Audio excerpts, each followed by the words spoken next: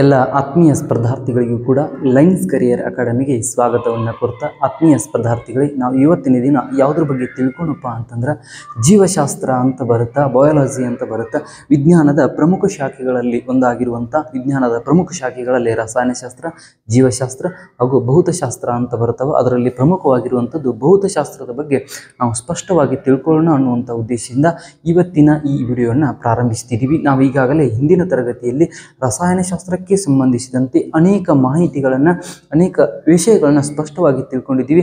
ಅದರದ್ದೇ ಮುಂದುವರೆದಂಥ ಭಾಗ ಯಾವುದಪ್ಪ ಅಂತಂದ್ರೆ, ವಿಜ್ಞಾನದಲ್ಲಿಯೇ ಮುಂದುವರೆದಂಥ ಭಾಗ ಇದು ಯಾವುದಪ್ಪ ಅಂದ್ರೆ ಜೀವಶಾಸ್ತ್ರ ಅಂತ ಬರುತ್ತೆ.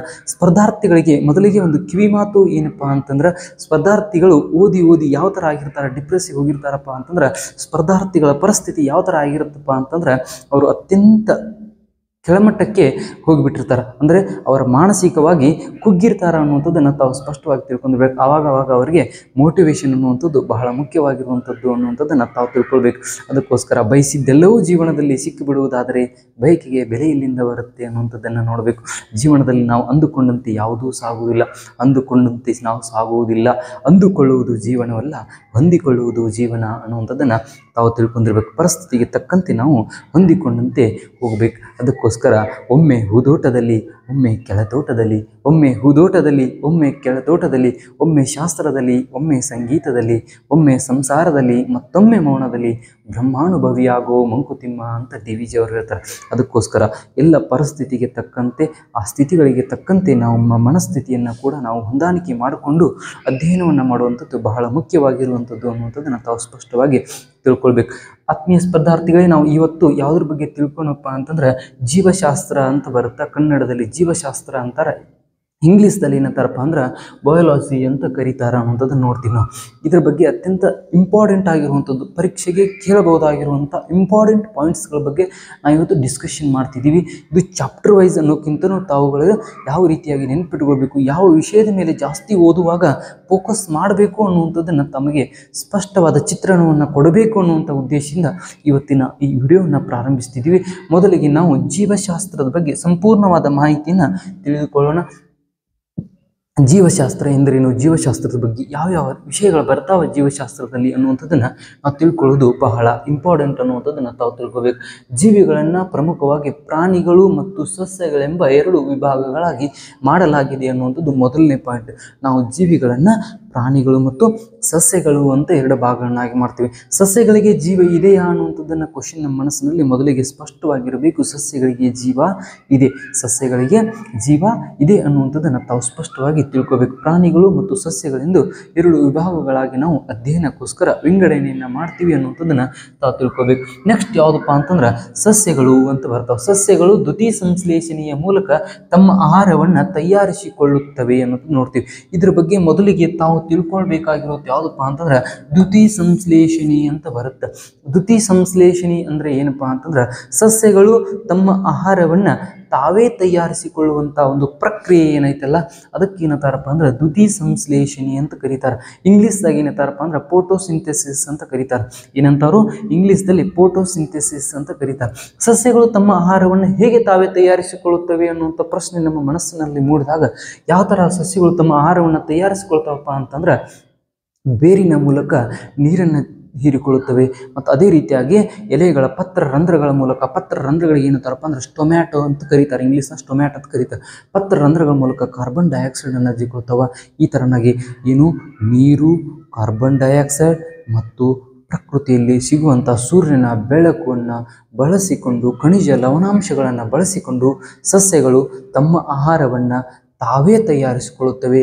ಎಲ್ಲಿ ತಯಾರಿಸಿಕೊಳ್ಳುತ್ತವೆಪ್ಪ ಅಂದ್ರೆ ಕ್ಲೋರೋಪ್ಲಾಸ್ಟ್ ಅಂತ ಬರುತ್ತೆ. ಪತ್ರ ಹರಿತ್ತಿವಿನ ಸಹಾಯದಿಂದ ಏನು ಮಾಡ್ತಾವಪ್ಪ ಅಂದ್ರೆ ಸಸ್ಯಗಳು ತಮ್ಮ ಆಹಾರವನ್ನು ತಾವೇ ತಯಾರಿಸಿಕೊಳ್ಳುತ್ತವೆ. ಇದಕ್ಕೇನಂತಾರಪ್ಪ ಅಂದ್ರೆ ದ್ಯುತಿ ಸಂಶ್ಲೇಷಣೆ ಅಂತ ಕರೀತಾವೆ. ದ್ಯುತಿ ಸಂಶ್ಲೇಷಣೆ ಅಂತ ಕರೀತಾರ ಅನ್ನುವಂಥದ್ದು ನೋಡ್ತೀವಿ. ಆಹಾರವನ್ನು ತಯಾರಿಸಿಕೊಳ್ಳುತ್ತವೆ ಅನ್ನುವಂಥದ್ದನ್ನು. ಆದುದರಿಂದ ಇವುಗಳನ್ನು ಏನು ಮಾಡ್ತಾರಪ್ಪ ಅಂದ್ರೆ ಪ್ರಾಣಿಗಳಿಂದ ಪ್ರತ್ಯೇಕಗೊಳಿಸಲಾಗಿದೆ. ಆದರೆ ಪ್ರಾಣಿಗಳು ಏನು ಮಾಡೋದಿಲ್ಲ, ತಮ್ಮ ಆಹಾರವನ್ನು ತಾವೇ ತಯಾರಿಸಿಕೊಳ್ಳುವುದಿಲ್ಲ. ಅದಕ್ಕೋಸ್ಕರ ಪ್ರಾಣಿಗಳನ್ನ ಏನಂತಾರಪ್ಪ ಅಂದ್ರೆ ಪರಪೋಷಕಗಳು ಅಂತ ಕರೀತಾರೆ. ಏನಂತಾರಪ್ಪ ಅಂದ್ರೆ ಪರಪೋಷಕಗಳು ಅಂತಾರೆ.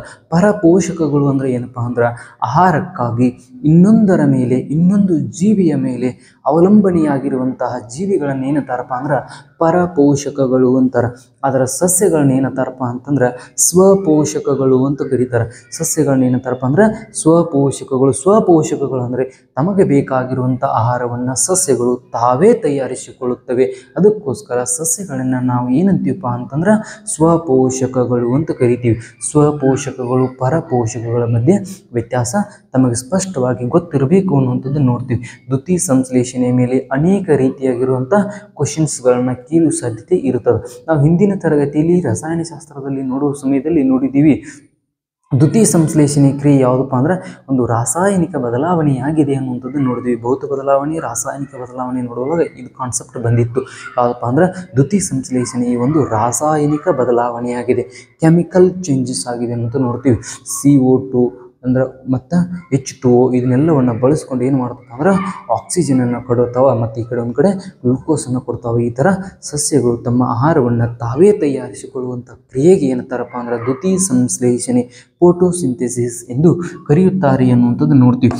ಅಧ್ಯಯನಕ್ಕೋಸ್ಕರ ಅವನು ಏನು ಮಾಡ್ತೀವಪ್ಪ ಅಂದ್ರೆ ಪ್ರಾಣಿಗಳು, ಸಸ್ಯಗಳು ಈ ಥರ ಎರಡು ಭಾಗಗಳನ್ನಾಗಿ ನಾವು ವಿಂಗಡಣೆಯನ್ನು ಮಾಡ್ತೀವಿ ಅನ್ನುವಂಥದ್ದನ್ನು ನೋಡ್ತೀವಿ.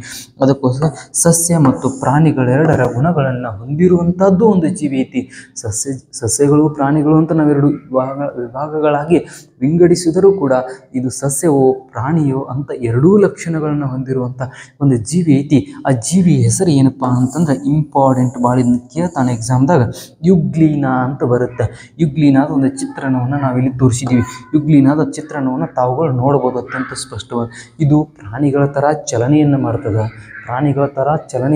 ಬೇಕಾಗಿರುವಂಥ ಆಹಾರವನ್ನು ತಾನೇ ಹುಡುಕಿಕೊಂಡು ತಿನ್ನುತ್ತದೆ.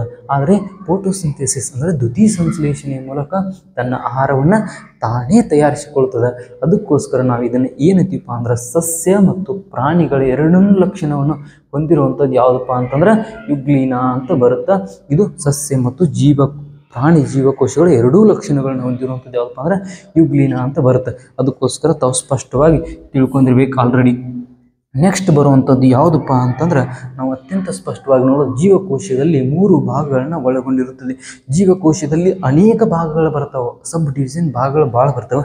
ಅದರ ಪ್ರಮುಖವಾಗಿ ನಾವು ಎಷ್ಟು ಭಾಗಗಳನ್ನ ಆಗಿ ಮಾಡ್ತೀವಪ್ಪ ಅಂದ್ರೆ 3 ಭಾಗಗಳನ್ನಾಗಿ ಮಾಡುತ್ತೇವೆ ಅನ್ನುವಂಥದ್ದನ್ನು ತಾವು ಸ್ಪಷ್ಟವಾಗಿ ತಿಳ್ಕೊಂಡಿರ್ಬೇಕು. ನೆಕ್ಸ್ಟ್ ಅವು ಯಾವಪ್ಪ 3 ಭಾಗಗಳಂತ ನೋಡಿದ್ರೆ ಒಂದನೇದು ಬರುತ್ತಾ ಕೋಶ ಪೊರೆ ಅಂತ ಬರುತ್ತೆ.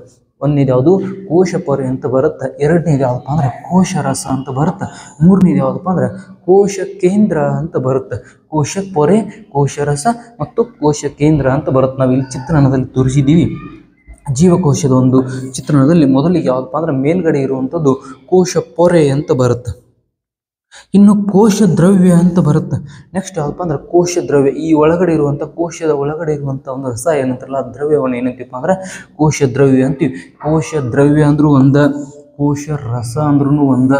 ತಾವು ಸ್ಪಷ್ಟವಾಗಿ ತಿಳ್ಕೊಂಡಿರ್ಬೇಕು. ದ್ರವ್ಯ ರಸ ಇದು ಬೇರೆ ಬೇರೆ ಕನ್ಫ್ಯೂಷನ್ ಆಗತ್ತೈತಿ ಅಂತೇಳಿ ತಾವು ಕನ್ಫ್ಯೂಷನನ್ನು ಮಾಡ್ಕೋಬಾರ್ದು. ಕೋಶ ರಸ, ಕೋಶ ದ್ರವ್ಯ ಎರಡು ಒಂದೇ ಅನ್ನುವಂಥದ್ದನ್ನು ತಿಳ್ಕೊಳ್ಬೇಕು. ನೆಕ್ಸ್ಟ್ ಬರುವಂಥದ್ದು ಯಾವುದಪ್ಪ ಅಂದ್ರೆ ಕೋಶ ಕೇಂದ್ರ ಅಂತ ಬರುತ್ತೆ. ಇದು ಕೋಶ ಕೇಂದ್ರ ಮಧ್ಯದಲ್ಲಿದ್ದ ಕಾರಣದನ್ನು ಕೋಶ ಕೇಂದ್ರ ಅಂತೇಳಿ ಕರೀತಾರ ಅಂತ ನೋಡ್ತೀವಿ. ಇಲ್ಲಿ ನೋಡ್ರಿ, ಸಸ್ಯ ಜೀವಕೋಶಗಳಲ್ಲಿ ಹೊರಪದರು ಕೋಶ ಭಿತ್ತಿ ಇರುತ್ತದೆ ಅನ್ನುವಂಥದ್ದು ನೋಡ್ತೀವಿ. ಇಲ್ಲಿ 3 ಭಾಗಗಳನ್ನ ಹೇಳಿದೀವಿ. ಇದರಲ್ಲಿನೇ ಇನ್ನೇ ಅನೇಕ ಬರ್ತಾವೆ. ಮೈಟೋಕಾಂಡ್ರಿಯಾ ಅಂತ ಬರ್ತಾವೆ, ಯುಗ್ಲೀನಾ ಅಂತ ಬರ್ತಾವೆ, ಡಿಫ್ರೆಂಟ್ ಟೈಪ್ ಬರ್ತಾವೆ. ಅದನ್ನ ನೆಕ್ಸ್ಟ್ ಸ್ಲೈಡಲ್ಲಿ ನಾವು ನೋಡೋಣ. ಇಲ್ಲಿ ನೋಡ್ರಿ, ಸಸ್ಯ ಜೀವಕೋಶಗಳಲ್ಲಿ ಹೊರಪದರವಾಗಿದ್ದು ಕೋಶ ಭಿತ್ತಿಯನ್ನು ಹೊಂದಿರ್ತದೆ. ಇದು ಭಾಳ ಇಂಪಾರ್ಟೆಂಟ್. ಕೋಶ ಭಿತ್ತಿ ಅಂತ ಬರುತ್ತೆ. ಸಸ್ಯ ಜೀವಕೋಶ ಮತ್ತು ಪ್ರಾಣಿ ಜೀವಕೋಶಗಳ ಮಧ್ಯೆ ಇರುವಂಥ ಮುಖ್ಯವಾದ ಒಂದು ವ್ಯತ್ಯಾಸ ಏನಪ್ಪ ಅಂತಂದ್ರೆ ಕೋಶ ಭಿತ್ತಿ ಅನ್ನುವಂಥದ್ದು ನೋಡ್ತೀವಿ. ಕೋಶ ಪೊರೆ ಎಲ್ಲ ಜೀವಕೋಶಗಳಿಗೂ ಆಲ್ಮೋಸ್ಟ್ ಆಲ್ ಇದ್ದೇ ಇರ್ತದೆ. ಸಸ್ಯ ಜೀವಕೋಶಗಳಿಗಾಗಿರ್ಬೋದು, ಪ್ರಾಣಿ ಜೀವಕೋಶಗಳಿಗಿರ್ಬೋದು ಕೋಶ ಪೊರೆ ಇರ್ತದೆ.